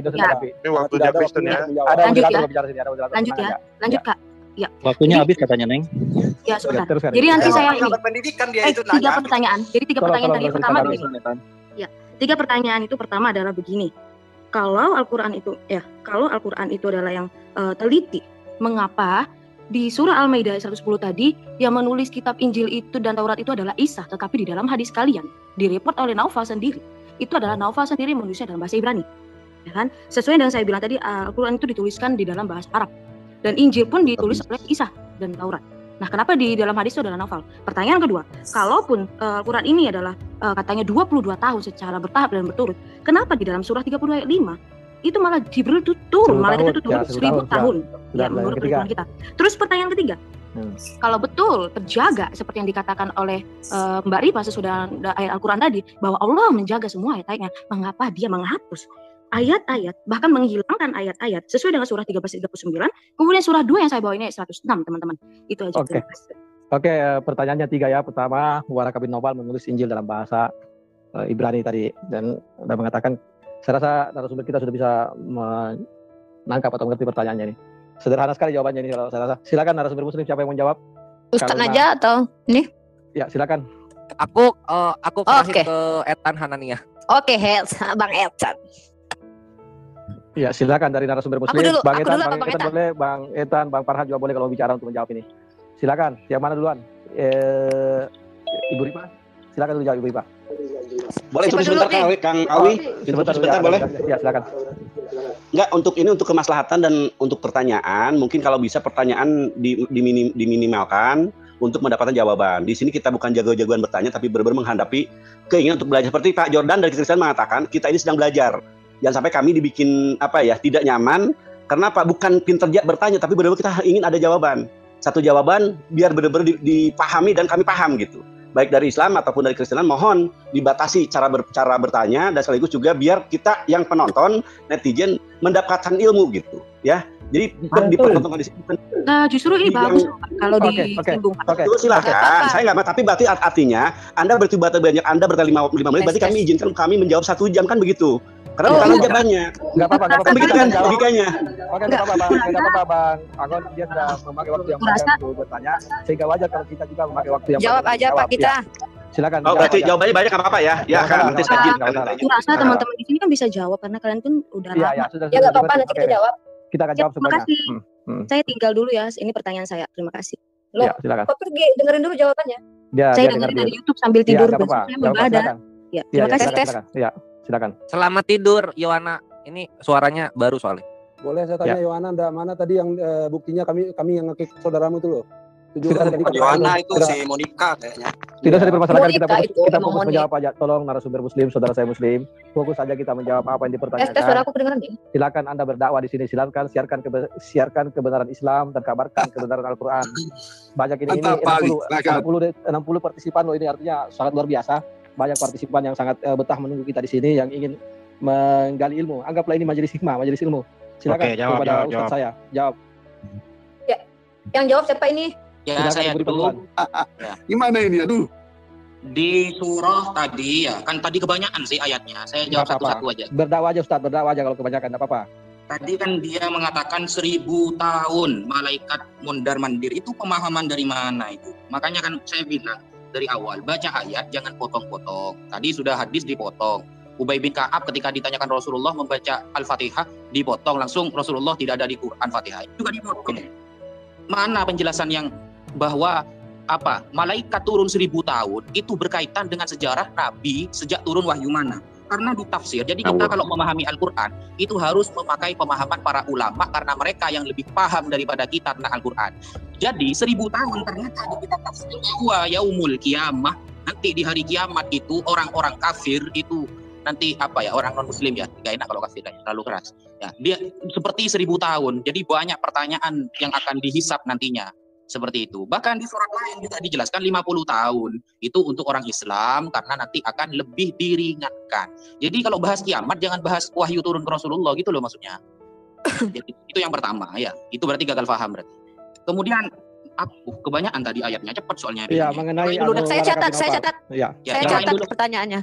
Silakan. Yang pertama tadi kan katanya Al-Qur'an itu Injil ditulis Isa, tapi kenapa Waraqah bin Naufal menulis Injil juga? Sejak kapan itu Waraqah bin Naufal diwahyukan Injil? Terus yang kedua, itu katanya Al-Qur'an terjaga. Kenapa dihilangkan dari ingatan kata Allah? Sejak kapan juga manusia yang ngilangin gitu kan? Oke, lanjut Ustadz. Itu dua itu pertanyaannya lagi yang tinggal setelah malaikat. Artinya kan katanya terjaga, kok bisa dihilangkan dari ingatan itu loh? Manan sakmin ayatin aunan sihanakti. Nasakh mansuk Ustadz. Oh, nah kan gagal paham lagi kan? Nasakh mansukh itu dalil ya. Allah itu berkehendak apapun yang mau dihapus terserah Allah. Itu dalil kata para ulama adanya nasikh wa mansukh. Ya, kalau kita contohkan di zaman sekarang, contohnya ada seorang dokter memberi obat kepada seorang anak dalam waktu 7 hari. Kemudian dia sembuh. Akhirnya oleh dokter dihapus peminuman obatnya itu. Sudah selesai, sekarang nggak usah sudah. Nah, itu contoh logikanya seperti itu. Dan nasakh dan mansukh ini diajarkan oleh Allah dan Rasulullah dan disampaikan oleh para ulama. Itu kemana-mana berarti. Sudah. Saya tambahin sedikit Ustadz. Silakan. Halo? Ya, tadi kan si Monik kan bilang gini, katanya terjaga, tapi kenapa Tuhan sendiri yang hilang? Ya sekarang gini, yang ngilangin bukan manusia, Monik. Itu di kitab lu yang nuker-nuker siapa? Tuhan. Gitu jawabannya. Jadi kecuali nih ya, Tuhan menurunkan ayat, dihilangin sama manusia, ditukar sama manusia, itu problem. Tapi kalau Tuhan nurunin ayat, diganti dengan ayat yang lebih baik, ingat itu ayatnya gini lo bacanya ya. Bismillahirrahmanirrahim. Manan sakmin ayatin aunun siha nakti bi khairim minha. Kata Allah apa? Barang siapa kalau ada ayat yang diganti yang dihilangkan dari ingatan Nabi atau sahabat, maka diganti dengan yang lebih baik. Contoh seperti obatan tadi, awal-awal nih di zamannya Nabi, misal nih obatannya tuh misalkannya obat sakit kulit, misalkannya pagoda salepnya. Sekarang udah pakai yang nggak pakai pagoda gitu salep, tapi pakai semprotan. Dimansuk, dimansuk gitu. Nggak ngerti kamu juga dijelasin. Artinya bukan manusia yang menghilangkan ya Monik, ya bukan manusia nulis tiba-tiba berubah dalilnya dari Septuaginta ke teks Mesora jadi beda. Yang satu anakku terus jadi anaknya. Kemudian tiba-tiba ada yang disisipin, nggak gitu ya, beda. Terus tadi yang terperinci katanya kok terperinci katanya. Terus kenapa kok Waraqah bin Naufal? Di mana kami umat Islam mengimani Waraqah bin Naufal itu diturunkan firman yang namanya Injil. Nah, kalau nulis itu bukan berarti dia membawa Injil baru, dia menerjemahkan dari Injil yang bahasa Ibrani ke bahasa Arab gitu, kayak Rabi Sadia Gaon. Ya, emangnya Rabi Sadia Gaon itu pembawa Taurat? Ya enggak lah, dia itu menulis dari bahasa Ibrani ke bahasa Arab gitu. Lanjut Ustaz. Ternyata cerita Waraqah bin Naufal dipotong lagi sama penanya itu. Tidak diteruskan ketika Waraqah bin Naufal mengakui bahwa Nabi Muhammad adalah Nabi terakhir. Nah, itu tidak diceritakan itu. Oke, terima kasih Ustaz. Saya berikan kesempatan kepada Bang Farhan. Bang Farhan silakan dikuatkan pernyataan. Silakan Bang Farhan. Sedikit tentang nasakh mansukh ya. Ini nasakh mansukh ini bukan berarti bahwa Allah Subhanahu wa taala tidak konsisten atau apa merubah-rubah ayat Al-Qur'an yang dikatakan sempurna, tidak. Saya kasih analogi mudah seperti ini. Ketika kita bayi, kita minum ASI. Setelah kita dewasa, kita remaja, nggak mungkin kita minum ASI. Apakah ASI di waktu itu salah? Oh tidak. Justru ASI itu tepat sesuai dengan konteks waktunya dan kebutuhan badan kita. Tapi kalau kalau udah remaja kayak Rion gitu mau netek lagi, minum ASI lagi, tentu tidak diperbolehkan gitu. Jadi jangan gagal bernalar dalam arti nasakh mansukh. Nasakh mansukh adalah sebuah aturan yang memang digunakan pada saat yang tepat saat itu. Time-nya tepat, konteksnya tepat. Tapi ketika digunakan pada tempat yang lain, itu tidak sesuai, waktu yang tidak sesuai lagi. Jadi kayak netek gitu ya. Terus yang kedua tentang bagaimana Waraqah bin Naufal. Ketika Anda memakai narasi Waraqah bin Naufal, parameter sebagai tuduhan bahwa dia membawa kitab, harusnya Anda seperti Ustaz Wafi tadi bilang, harusnya Anda juga membawa ketika nubuatan Waraqah bin Naufal bahwa benar-benar Nabi Muhammad SAW adalah seorang Rasul yang terakhir dan seorang yang agung. Kenapa itu gak ada percayai? Padahal inti dari hadis itu adalah nanti apa yang dibawakan oleh Rasulullah SAW itu seperti namus, seperti apa yang dibawakan kepada Musa. Dan nubuatan dari Waraqah bin Naufal, jika nanti umurku panjang, niscaya ketika engkau diusir, saya akan menjadi pembelamu paling depan. Tetapi qadarullah 1 tahun setelah itu Waraqah bin Naufal meninggal. Dan ternyata benar, Muhammad SAW diusir dari Mekah oleh kaum kafir Quraisy. Artinya ketika ada nubuatan seperti ini dan benar terjadi, apa yang dikatakan oleh Waraqah bin Naufal itu benar, bahwa Rasulullah SAW diusir. Dan benar-benar Rasulullah SAW didatangi malaikat Jibril yang berarti namus yang mendatangi Musa itu, dan sebagai Nabi Allah terakhir Muhammad SAW. Terima kasih. Oh iya, Oke, terima Wi. kasih Bang Farhan. Jadi Bang sebelumnya Farhan, saya sampaikan sebentar. Sebelumnya saya sampaikan terima kasih kepada saudara-saudara saya Muslim yang lain yang sudah ikut masuk ke sini sampai 60 karena tadi lebih banyak pihak Kristen daripada pihak Muslim yang ada di room ini. Silakan kesempatan kepada artis. Ya, silakan. Kan tadi karena Monik keluar jadi aku ganti ya dengan si Dev Siregar. Silakan Dev Siregar. Yohana bukan Monik, Pak. Ya, Yohana. Itu adanya Pak Jordan itu ya, silakan. Ada aja kok Pak Odi. Tuh kan beda kan, bener kan? Monik nggak gitu, itu terlalu sopan itu. Adanya Pak Jordan. Dev Siregar. Silakan tanggapan dari Udah. Dev Siregar, silakan mana? Mic-nya dibuka. Halo. Ya, silakan. Suaraku kedengeran nggak? Iya, jelas. Ya, di sini saya membaca di dalam literatur tentang sejarah Quran, yaitu di dalam Al-Qiyamah 16 di sini dikatakan bahwa janganlah kamu gerak lidahmu untuk membaca Quran karena hendak cepat-cepat menguasainya. Sesungguhnya atas gangguan kamilah tanggungan kamilah yang mengumpulkannya di dadamu dan membuatmu pandai membacanya. Nah, pertanyaan di sini kan Allah ini kan memberikan pengingatan ya terhadap baginda. Nah, sedangkan Jibril ini kok turun berkali-kali. Kalau saya ingin tahu apa yang dimaksud dalam surah Al-Qiyamah ayat 16 ini. Oke, terima kasih sanggahannya sekaligus memperkuat pertanyaannya tadi. Kepada narasumber, siapa yang mau menjawab duluan? Apakah Bang Farhan atau Ustaz Naja? Itu udah selesai belum? Enggak, tanya dulu si Devnya udah selesai belum? Bang Dev, karena sudah mengajukan pertanyaan baru. Ya. Ya, di sini kan dikatakan menghafal, sedangkan ada salah satu hadis itu mengatakan bahwa baginda itu lupa gitu loh. Dan sedangkan yang turun ini Jibril. Terus tadi saya mendengar bahwa Rifa mengatakan itu Allah menceritakan. Nah, pertanyaannya siapa yang menceritakan, Jibril atau Allah? Oke, sederhana aja pertanyaannya ternyata. Silakan saudara Muslim, siapa yang mewakili? Apa saya menyebutkan aja namanya karena saya rasa semua saudara Muslim bisa menjawab. Ya jawablah teman-teman yang lain. Ya, Surah Kiamat ayat berapa tadi? Tolong diulangi Bang Dev. Surat Kiamat ayat berapa? 16. Oh, ayat 16. Ya. Itu yang bicara Allah atau malaikat Jibril gitu loh pertanyaannya, guys. Ini lagi dibuka dulu sama Ustaz. Kita sabar ya. Kita usah tampilkan di layar. Terus pertanyaannya, sebenarnya yang menceritakan ini Allah atau malaikat Jibril? yang menceritakan itu Allah, cuma biqiraati Jibril. Jadi yang menyampaikan kepada Nabi Muhammad adalah Jibril. Sudah? Itu aja. Ada tadi masalah lupa tadi itu diselesaikan juga kalau bisa. Bang Dev, apa tadi? Bilang. Ya, karena ada tadi pertanyaan yang Nabi Muhammad lupa. Jadi berarti secara logika yang menceritakan itu adalah Jibril secara langsung kalau gitu, bukan Allah. Atau gimana? Gimana sih? Yang kan jenengan paham enggak cerita tentang turun wahyu kemudian Al-Qur'an kepada Rasulullah? Tahu. Gimana? Ya, Gimana? Tahu. Tapi tadi secara jelas mengatakan Allah langsung yang menceritakan. Tapi kok ini ada Jibril? Oke, ini akan berputar-putar. Biar saya sederhanakan bahasanya begini. Ini biar gitu loh. Sudah terjawab ini. Sebenarnya begini, saya sederhanakan bahasanya begini biar gampang diterima ya. Saya berkata kepada Bang Luki, sampaikan kepada si Hidayat Pani A, B, C, C dan D, C. Nah, Bang Hidayat Pani kita datang ke Luki. Bang Luki kata Allah begini. Ini sini biar Paulus Kristus jawab. Jadi begini ya, baik dari perjanjian lama ke perjanjian baru sampai Al-Qur'an. Enggak, saya nanya Quran. Orang jawab diatur sih. Apa? Aku jawab ini. Nah, itu baik dari perjanjian lama perjanjian baru dan Al-Qur'an. Semua firman Allah Azza wa Jalla difirmankan. Jangan bicara terus, dijawab ini. Ya silakan Bang Slayer. Ya, jadi diulang lagi dari perjanjian lama ke perjanjian baru sampai Al-Qur'an, semua firman Allah Azza wa Jalla itu disampaikan oleh malaikat. Enggak percaya silakan dibuka Kisah Para Rasul 7 nomor 38 dan 53. Tafadhol. Oke, saya rasa sudah cukup ya, sudah jawab pertanyaannya. Dikasih lihat supaya mereka paham gitu, karena mereka ini terlalu kebiasaan membawa Yunani ke bumi. Jadi kita kasih lihat. Saya minta itu di dalam Quran. Iya. Ya, kita kasih lihat dulu. Tolong dong di share screen. Silakan di share screen Bang ini. Kalau ada ininya ya. Panadol. Saya nggak terima jawaban dari kitab yang diedit tadi. Jadi begini biar di ini aturannya ini kan sudah jelas tadi. Satu kali menanggapi terus dijawab jawab dari kitab langsung dari Allah. Nah ini ya kita udah buka. Nah terus kita buka ini kisah para apostolos. Enggak. Jangan pakai kira Alkitab, Pak. Iya nanti kita ke Al-Quran, ini di Al-Quran itu gampang ayatnya ada Allah berfirman. Tanya Quran kok aneh. Iya nanti ke Al-Quran sini dulu. Kenapa sih? Kemana nih?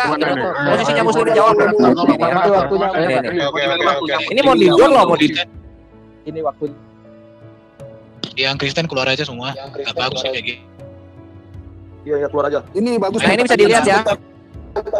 Ini siapa yang mute ini? Siapa yang mute ya? Nah, tolong didengarkan, ini waktunya Muslim bicara. Tolong didengarkan. Iya, tapi jangan ambil. Ini buat pertanyaan sebentar ini. Musa aja dapat firman dari malaikat gitu. Nah, lihat ini Musa inilah yang menjadi perantara dalam bidang jemaah kepada guru antara. Ini logika kamu nggak masuk. Sorry logika kamu. Kok masih nanya Pak Jibril? Ini kan dijawab. Masih nanya Jibril. Seler. Jawabnya bukan begitu, Seler. Jangan yang ditanya yang mana saya dititipkan Muslim yang lagi jawab ya. Yang mute nih. Jawabnya yang kena Seler, enggak kena jawabanmu Seler. Itu yang dijawab sama saya tadi benar itu, maksudnya sama saja. Apa yang dipertanyakan itu dengan jawabannya sama. Bisa lain beda. Dulu semua ini siapa yang mute? Tolonglah ini orang teman-teman Kristen. Boleh saya bicarakan? Silakan. Gini dong. Nah ini kalau Al-Quran ini aja ini. Kalau Al-Quran nasional yang buat awalnya. Penunggang kuda kamu yang adil. Bicara. Seler yang jawab benar. Seler jawabnya benar. Tolong diam dulu semua. Silakan Bang Angon bicara. Tolong diam dulu semua, baik Muslim atau Kristen. Enggak bisa. Kamu harus jawab berdasarkan. Seler itu harus diatur Seler. Si Seler. Ya, Seler. Ini sudah dijawab. Aduh, boleh saya bicara? Jangan ketakutan dong, jangan ketakutan. Coba Bang Kaisar, coba diatur dulu Bang Kaisar, Bang Awi. Nah, pertanyaannya gini. Ini kita balikin kan si Dep itu menanyakan dari kitab Muslim, Mbok dijawab dari kitab Muslim maksudnya Pak. Sebisa mungkin lah apapun jawaban kalian kita terima lah. Itu aja. Oke, kita jawab dengan kitab Muslim ini. Ya, gitu ini Al-Quran ini Asyura ayat 5. Permintaannya kayak gitu. Iya. Teman-teman kalau bisa sesuai apa yang diminta lah gitu. Ya dakwahkan Al-Quran kita gitu. Ya. Seler. Ya udah. Gitu sih. Lanjut. Tolong ya ini kalau dalam Al-Quran itu ini udah jelas di sini. Ini loh Asyura 51. Dan tidak ada bagi seorang manusia pun bahwa Allah berkata-kata dengan dia kecuali dengan perantaran wahyu atau di belakang tabir atau dengan mengutus seorang utusan lalu diwahyukan kepadanya dengan seizinnya biiznillah, dengan seizinnya. Apa yang dia kehendaki, sesungguhnya dia maha tinggi lagi maha bijaksana. Apa yang difirmankan Allah dalam Al-Quran itu termaktub dan terdata dan terekam juga di dalam perjanjian baru maupun perjanjian lama. Perjanjian baru kisah para Rasul 7, 38 dan 53. Itu kita nanti jawab. Pertanyaan sebentar. Jangan jawab. Tolong tidak usah dipotong. Tunggu aja kalau Anda mau nanti bikin pertanyaan baru silakan. Kenapa takut kebenaran sih? Iya, jangan begitu. Supaya kami memahami. Kalau itu juga ada dalam kitab kalian pernyataan seperti itu, kenapa Anda takut? Bukan takut, tetapi itu kan berarti Slayer bertanya, kita harus jawab. Karena kan pertanyaan. Enggak, itu bukan pertanyaan, itu pernyataan orang tertentu. Kayak ini kalau kayak gini moderatornya kalau ditanya jawab deh. Oke, lanjut aja deh lah, kita udah finish ini. Oke, itu Islam yang tanya. Kalau ambil dari Alkitab memangnya kurang kebenaran dari Al-Quran sih. Ya udah. Itu udah 51. Moderator yang ambil alih ini Awi sama saya ya. Semua ya. Tolong diam semua ya. Ini moderator kami sudah sangat memberikan keleluasaan kepada pihak Kristen berbicara tadi terus-menerus, menanggapi terus-menerus. Sudah diberikan keleluasaan. Tadi Bang Slayer sudah menjawab dari Al-Quran. Dia menjawab dari Al-Quran dan memperlihatkan di dalam kitab kalian. Bukan pertanyaan, memperlihatkan loh di dalam kitab kalian juga ada seperti itu. Kenapa? Udah, langsung aja lah, langsung aja, Jangan terlalu takut lah dia disampaikan kepada. Enggak usah, udah lanjut aja, penanya Muslim. Silakan dari Muslim bertanya, Bang Etan. Etan, tanya. Bang Etan, kalau tidak bisa Bang Etan, Bang Farhan. Kang Kaisar, bisa bicara Kaisar, bisa sebentar. Ya, silakan Bang Etan. Ini banyak yang mau ngomong soalnya nggak bisa ngomong kitanya. Silakan dulu ketua kami, Bang. Silakan. Enggak, maksudnya gini teman-teman, di sini kan kita sedang sama-sama belajar. Perhatikan ya, kalian punya ilmu, kami ingin belajar kepada kalian. Kalian pun tentu banyak kalimat-kalimat yang di mata kami juga tidak tepat. Izinkan kami menjelaskan, gitu loh. Jadi di sini bukan pinter-pinteran bertanya, tapi bagaimana kita mendapat ilmu, karena yang kita cari itu kebenaran, kan begitu. Jadi tolong kepada teman-teman, apapun jawabannya mungkin silahkan nanti yang menilai bukan Anda tapi netizen. Netizen yang menilai, wah berarti si Krores nggak bisa ngejawab, itu nanti netizen yang bicara. Artinya pertanyaan yang dipertanyakan oleh kalian, jawabnya ngaco pun, itu yang menilai bukan cuma kita, tapi minimal ada ribuan orang yang akan menilai. Sama dengan kami, ketika kami bertanya dan Anda menjawab kemanapun, kami akan menyiapkan para penonton. Bagaimana bisa kan begitu? Jadi tolonglah gitu, kita sedang belajar melihat mana yang berpotensi untuk menjadikan rujukan oleh teman-teman di netizen sana. Oke. Ya Kang Awi dan Kang Kaisar tolong ditertiban dong. Jangan sampai kayak itu jangan Iya. takut, kita ini ada penonton kok, bukan Anda yang menilai. Jangan Ya takut. dilanjutan. Silakan. Aki Angon. Udah, seler. Nau Habib, aku rindu padamu. Nanti ayo ngobrol. Bang Etan mau nanya itu. Etan nih ya, makanya silakan Etan. Mana Etan? Oke, makasih sebelumnya.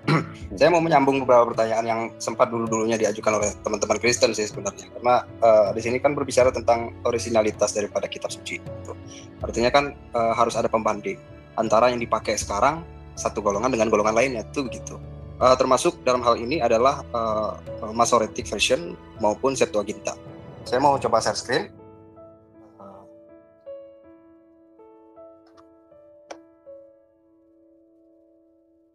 Nah, ini nih yang saya punya versi Septuaginta. Coba yang Kristen kalau punya Septuaginta versi lainnya di counter juga bisa ini. Di sini disebutkan bahwa Arphaxad life after his procreating Kainan. Jadi Arphaxad ini hidup setelah dia memperanakan Kainan. Di sini tertulis Kainan. Sementara kalau kita lihat di dalam versi Masoretic itu tidak ada. Nah, di sini nggak ada Kainan sama sekali. Baik di ayat 12 maupun ayat 13. Tentu ini menjadi pertanyaan besar gitu kan. Kemudian ada perbedaan waktu di sini. Bahkan perbedaan waktunya itu berjarak ratusan tahun. Kita coba lihat ini.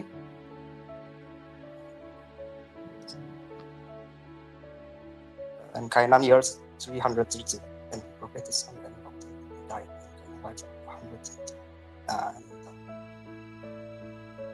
Nah, ini contohnya. Dan Selah hidup di sini berapa? 30 years and he begot Eber. Ya, coba kita lihat ya 14 di sini. And Selah live 130 years. Bayangin coba. Bedanya terlalu jauh ini. Tuh. Ya. Sementara yang tadi itu 30 years. Bedanya ini ratusan tahun loh ini, Bro. Nggak main-main ini. Kemudian yang kedua, kalau berbicara mengenai originalitas, itu kita harus melihat juga beberapa teks error atau yang berbeda antara satu ayat dengan ayat lainnya. Ini saya ngangkat yang lama-lama aja. Seperti di Matius ini disebutkan dengan demikian, genaplah firman yang disampaikan oleh Nabi Yeremia. Mereka menerima 30 uang perak, yaitu harga yang ditetapkan untuk seseorang menurut penilaian yang berlaku di antara orang Israel, gitu kan? Nah, tapi kalau misalnya kita klik ini, yang versinya LAI punya itu merujuk kepada Zakaria. Nah, ini nubuatnya korelasinya sampai sejauh mana itu dengan Yeremia, sementara di sini ini Zakaria yang berbicara seperti itu. Nah, ini kan jadi pertanyaan besar gitu loh. Kenapa kok yang namanya kitab suci itu nggak terjaga? Bahkan kalau misalnya di dalam Bereshit 11:13 sampai dengan 11:22 itu ya Rian pasti tahu ini. Ada perbedaan tentang waktu usia di situ, ratusan tahun antara versi Septuaginta maupun Masoretic. Sekarang yang digunakan oleh mayoritas orang Kristen itu apa?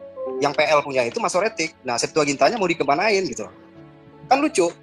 Sementara di satu sisi orang-orang Kristen ini menyerang kitab suci Quran, berbicara tentang Qiraah Saba'ah yang mereka sendiri tidak tahu apa itu Qiraah Saba'ah. Itu ya. Nah, jadi coba dijawab ini. Ada banyak sebenarnya PR yang harus diselesaikan oleh orang-orang Kristen. Udah, ya. Pak. Oke, yang jawab nih Dep Siregar lagi aja. Dep.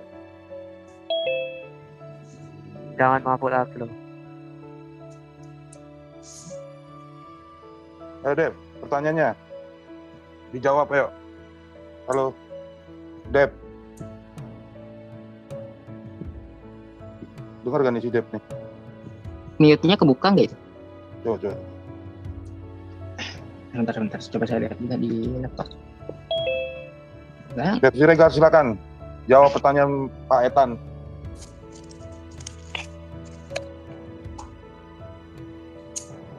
Oke. Dia katanya lagi ini. Halo. Ya, Ade.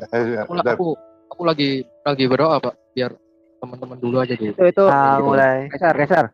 Itu si Ade kenapa di mute ya? Mana si Ade, kan dia kos. Oh, kok dilepas Ade Rion nih? Kang kawan, Afwan ya, aku safar dulu nanti masuk lagi. Awi. Silakan Mas Leo. Kenapa di mute? Jadi Ada- kos ada dulu Rion, silakan. dong, ada Rion. Silakan. Tidak, Kos, silakan kos. dilanjut aja Aderion, silakan. Enggak usah di-hostkan Aderion, silakan. Iya terkait tentang kejadian 11 itu bukan hanya nama Kenan yang hilang, tapi umurnya itu pun dimanipulasi oleh teks Masoretic. Itu betul yang ngomongin si siapa namanya tadi? Etan. Betul. Memang ini kan kodeks Aleppo ini kan ada kan di abad kemudian. Nah, itu bukan cuma nama siapa? Kalau misalnya Lukas di Lukas berapa aku lupa, itu nama Kenan ada loh. Tapi di teks ini, di kodeks Aleppo ini, nama Kenan hilang dan umur itu dipotong-potong sama mereka dari 100 tahun jadi 30 tahun semua masing-masing. Untuk apa? Mereka agar supaya Sem itu ketemu dengan Abraham. Melkisedek bagi orang Yahudi TikTok zaman sekarang itu adalah Sem. Saya makanya kemarin itu pernah membahas ini sama si Billy dan siapa Yitzhak. Mereka nggak bisa jawab itu. Dan kalau di Septuaginta di mana sih namanya, di Qumran itu Dead Sea Scroll, dan di Samaritan Text itu ada nama Kenan dan nama apa itu ada semua. Di Masoretic Text ini yang bahkan lebih tua kitab kalian dibanding Masoretic Text ini, nama itu hilang. Nah ini problem masalah yang di abad 10. Untuk apa? Supaya mereka menghindari kalau Melkisedek ini adalah tipologi dari Yesus. Melkisedek itu menurut mereka itu adalah Sem, betul. Kita baca di Sefaria, kamu cari nama saya boleh menjawab ya? Iya. Sebenarnya begini, brother. Saya nggak punya persoalan apakah itu merujuk kepada Yesus ataukah kepada orang-orang lain gitu. Persoalannya di sini adalah ketika satu teks dengan teks lain yang kalian punya itu berbeda, sementara yang kalian pakai mayoritas sekarang ini adalah versi LAI. Dan versi LAI ini merujuk kepada Masoretic Text. Betul. Jadi gini, kalau LAI itu punya 3 sampel. Mereka itu bukan hanya Masoretic Text. Mereka itu menggunakan Masoretic Text, Septuaginta, dan juga Dead Sea Scroll. Kebetulan memang di hal dalam kejadian 11 ini memang acuannya Masoretic Text. Tapi kan kita punya Septuaginta yang otoritasnya jauh lebih tua dibanding Masoretic Text. Masoretic Text itu baru abad 10. Memang lebih tertarik sih gue ngomong ini sama orang Yahudi langsung. Pertanyaan ini lu ngomongin sama orang Kodeks Aleppo itu. Ben Ans apa? Gue lupa tuh namanya. Nah itulah. Yang lu tanya ke mereka justru kenapa berubah. Samaritan teksnya si Yitzhak itu nggak kayak begitu loh. Itu lebih tua lagi dibanding Masoretic Text. Septuaginta, Samaritan Text dan Dead Sea Scroll itu semua paralel. Cuman Masoretic Text ini berbeda. Permasalahannya jadi sekarang yang kamu pakai sebagai rujukan kamu ini apa? Saya Septuaginta. Sementara orang-orang Kristen di sini memakai apa? Dia kalau LAI itu kebetulan di teks itu ada Masoretic Text. Tapi kan kami kan punya Septuaginta. Kami punya Septuaginta. Berarti dalam hal ini originalitas dari teks kamu nggak bisa terjaga dong? Loh, nggak terjaga dong. Septuaginta kami tetap pegang. Gimana mungkin kamu bilang terjaga sementara satu dengan teks lainnya itu berbeda? Yang berbeda itu yang abad 10 ini, khusus di ayat ini yang abad 10 ini, yang punya si Billy dan lain-lain ini. Iya, tapi kan itu banyak dipakai oleh mayoritas oleh orang-orang Kristen sekarang. Iya, tahu. Tapi kan kami kan punya teks yang lebih tua dari situ. Itu kan klaim kamu dari kelompok kamu. Sementara KJV, RSV dan yang lainnya itu berbeda. Lo King James Version lagi lo bilang jangan pakai terjemahan. Jangan seperti itu. Septuaginta itu jauh lebih tua dibanding Masoretic Text. Gitu problemnya. Ya, mau dibilang lebih tua, mau dibilang lebih valid, tapi persoalannya di sini kan berbeda. Iya kan? Ya berbeda yang mereka tanya sama si Billy dong. Artinya Tuhan kamu tidak bisa menjaga kitab sucinya sendiri. Enggak, bukan Tuhan saya. Itu tentang Aleppo dan Leningrad itu kan memang mereka yang buat. Enggak persoalan itu mau Leningrad mau Aleppo. Ya saya juga tahu itu masalahnya. Etan, justru itu masalah. Karena apa? Justru dari situ terjadinya Masoretic Text. Kok belum pisahin dari masalah itu? Ya artinya di sini kan Tuhan kamu tidak bisa menjaga kitab sucinya sendiri. Siapa bilang tidak bisa menjaga? Loh ini contohnya. Lukas tahun berbeda. Di kitab Injil tentang masalah turunan Sem itu Lukas menurut Kenan loh, menulis Kenan juga loh. Ya, nggak masalah. Tetapi versi tanahnya kenapa berbeda?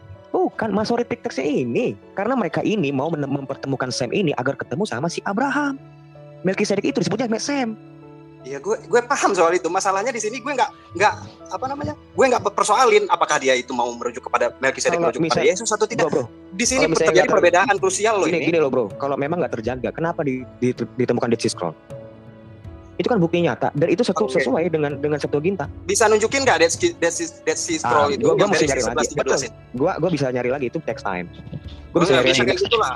Text time dong. Nggak bisa. Sekarang ini persoalannya sudah berbeda. Benar. Iya. Iya, silakan. Halo. Kok nggak ngomong? Halo. Silakan. Silakan layar Ben. Di mute kali itu, Pak. Di mute ya. Kenapa sih di mute? Layar Ben, silakan layar Ben. Tolong ini yang Silakan, co-host pamit.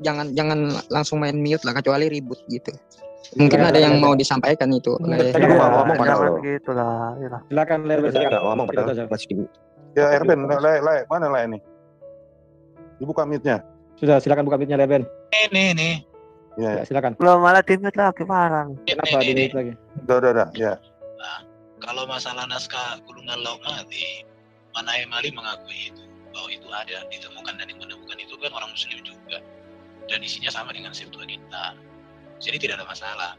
Kalau ada naskah yang mudah salah, maka acuannya kan tetap naskah yang tua. Karena Kristen itu masalah naskah itu sampai hari ini bisa kok diuji semuanya. Ini yang ngomong siapa nih? Erben. Ya sekarang rujukan kamu apa ini, Erben? Dari yang saya sebutkan tadi itu, rujukan kamu apa? Saya tetap mengacu kepada naskah paling tua. Iya apa? Naskah paling tua versi kamu? Ya naskah paling tua Septuaginta yang sama dengan naskah gulungan laut mati. Dan Samaritan text. Septuaginta sekarang di dalam Bereshit 11-16 itu berkata apa? Coba. Iya, kalau kau tuh ada yang mana itu? Nah, kamu buka sekarang kan kamu bilang tadi versi rujukan kamu itu Septuaginta. Saya kebetulan nggak punya bahasa Ibrani di sini, tinggal di tempat lain. Kok Septuaginta bahasa Ibrani? Gimana sih kamu? Bahasa Yunani Lah, Septuaginta. nggak ada Septuaginta bahasa Ibrani, Yunani itu. Iya, aku tahu. Tadi kau bilang Ibrani, gimana ini ceritanya? Loh. Tolong ganti dong, ini orang ngerti juga enggak? Enggak ngerti kok. Nggak ngerti kayaknya ini. Oke, saya rasa mungkin sudah cukup ya biar moderator. Cukup saja Bang cukup. Kita sudah tengah malam juga ini. Kita berikan kesempatan kepada pihak Kristen dulu untuk closing statement terakhir. Silakan 5 menit. Loh, cuma satu pertanyaannya. Iya, cuma satu aja. Sudah jam berapa ini kan? Sudah jam 2 di sini. Silakan aja. Ini menarik. Kapan-kapan gini Etan, kalau mau lu, gua, iya, gua Yitzhak ngomongin ini. Itu seru. Oke, silakan dari belum pernah, Bro. Belum pernah. Udah sering. Oke, nanti diskusi dulu. Ketemu sama Ishak. Oke. Iya, ketemu tuh Yitzhak sama Billy berantem itu. Oke, yang tidak dibahas itu. Silakan dulu dari pihak Kristen, kita berikan waktu 5 menit. Sama seperti kemarin terakhir di Zoom FTC kan. Silakan 5 menit, manfaatkan waktunya untuk closing statement yang indah lah. Ya, Duran, balik ke Duran lagi lah. Silakan Duran. Pertama. Enggak, kasih Ade aja, ngantuk gua. Closing deh. Erben Layar Ben. Karena layar Ben yang kemarin. Ade aja dulu. Atau Pak Scott mungkin semua ikut Pak Scott orang Indonesia. Silakan. Coba Ade apa Scott nih? Kenapa sih mesti di mute? Siapa yang Silakan siapa yang mute itu? Silakan jangan di mute. Ayo. 5 menit. Tolong jangan ada mute ya. Ini sih Ade di mute. Oke, sudah di-unmute semua. Enggak, gue udah respect. Ini gue disuruh mute lagi tadi. Siapa ya? Tolong jangan di mute, siapa yang mute? Tuh di mute lagi. Di mute lagi tuh dia. Siapa sih mute? Siapa yang mute? Tolong dong jangan di mute. Ini aja cabut co-hostnya semua. Cabut aja co-hostnya. Ya, itu dia saudaraku yang diberkati dan dikasihi oleh Tuhan kita Yesus Kristus. Kita bersama-sama telah mendengarkan serta melihat bagaimana keberlangsungan suatu diskusi atau debat yang sangat menarik, seru dan juga memanas. Dan kita melihat masih di awal-awal atau di menit-menit awal saja sudah terjadi keributan yang dimana Uniriva bersama dengan temannya ini ketika mereka membawakan suatu narasi atau menjawab setiap pertanyaan-pertanyaan dari teman-teman para apologet Kristen, mereka akan mengeluarkan suatu respon atau reaksi yang sama sekali menurut saya itu tidak boleh atau tidak seharusnya ada di dalam suatu ranah diskusi atau debat, yang dimana dari sini saja kita sudah melihat bagaimana mereka seperti mau memancing emosi dari lawan diskusi atau debat mereka seperti itu, supaya mungkin dengan tujuan mereka melakukan hal tersebut supaya lawan diskusi ini menjadi kebingungan atau mereka menjadi blank, tidak bisa berpikir atau mau membuat mereka down seperti itu. Tapi kita bisa melihat bagaimana teman-teman para apologet Kristen ini mereka sangat luar biasa dengan penuh keyakinan iman mereka. Mereka juga bisa terus membantah serta mematahkan setiap narasi, argumentasi dan juga setiap pernyataan-pernyataan dari teman-teman para polemikus ini atau dari Unirifa bersama dengan kawan-kawannya ini. Karena kalau kita melihat Unirifa ini ketika dia sedang berdebat atau berdiskusi, dia kerap kali selalu saja melontarkan suatu perkataan atau kalimat-kalimat yang itu seharusnya tidak ada di dalam suatu ranah diskusi, yang dimana dia selalu memperkatakan atau membuat suatu narasi yang itu secara tidak langsung menyerang pribadi seseorang. Bahkan dia juga sedang melakukan suatu penghujatan tanpa dia sadari ataupun itu dia sangat disadari ya. Tapi kita sendirilah yang bisa menilai dari setiap narasi dan juga kalimat-kalimat yang dikeluarkan oleh seorang Unirifa bersama dengan kawan-kawannya ini.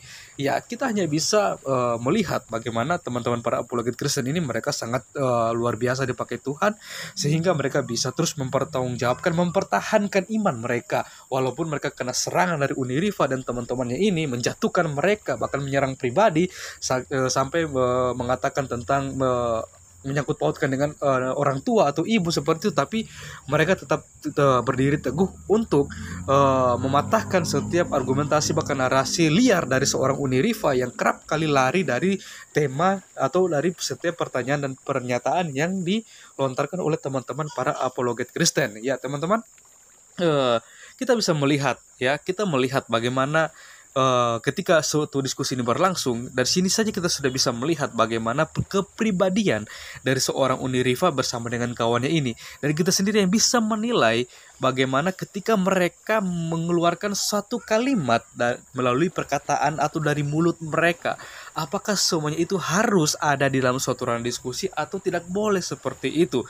Karena kalau selama saya mendengarkan, bahkan selama saya mengikuti diskusi ini, yang di dalamnya hanya ngerocos nggak jelas, yang dimana di dalamnya hanya suatu mengeluarkan kalimat-kalimat yang kasar, yang menyinggung, bahkan memancing emosi seseorang atau lawan diskusi seperti itu ya.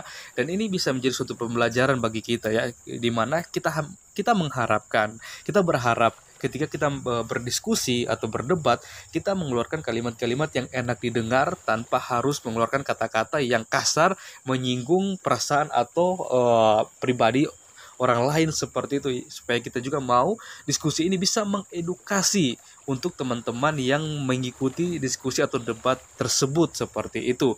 Ya, kita berdoa supaya Unirifa bersama kawannya ini mereka juga bisa dijamah Tuhan, mereka bisa melihat kebenaran yang sejati, bahkan keselamatan yang disediakan oleh Allah yang melalui Yesus Kristus, yang kerap kali selalu saja diperkatakan oleh Unirifa ya. Kalau kita mengikuti diskusi tadi ini, bagaimana Unirifa ini terlalu banyak memperkatakan tentang siapa Yesus Kristus yang tidak sama sekali itu ada di dalam Alkitab ya, tidak ada dalam Alkitab, di mana dia hanya bernarasi liar dengan data-data yang bodong yang tidak bisa dia pertanggungjawabkan. Ya tidak masalah, kita hanya bisa berdoa supaya firman itu sendiri yang boleh mengubahkan kehidupannya, bahkan menarik dia untuk datang kepada Allah, percaya kepada Yesus Kristus sebagai satu-satunya Tuhan dan Juru Selamat dalam kehidupannya. Dan kita berdoa untuk teman-teman para apologet Kristen dimanapun mereka berada, supaya mereka boleh terus teguh, kuat, dan dipakai Tuhan secara luar biasa dengan hikmat Tuhan, untuk mereka bisa terus mempertahankan bahkan meluruskan setiap tuduhan-tuduhan liar dari teman-teman para polemikus, dengan tujuan supaya Injil bisa diberitakan sampai ke ujung-ujung dunia, dan begitu banyak supaya begitu banyak orang yang boleh mendengar kabar baik tersebut, bahkan banyak orang yang mengambil keputusan untuk percaya kepada Tuhan Yesus sebagai satu-satunya Tuhan dan Juru Selamat dalam kehidupannya. Oke, mungkin sekian video saya di hari ini. Sampai berjumpa di video-video saya selanjutnya. Kiranya Tuhan Yesus memberkati kita semua.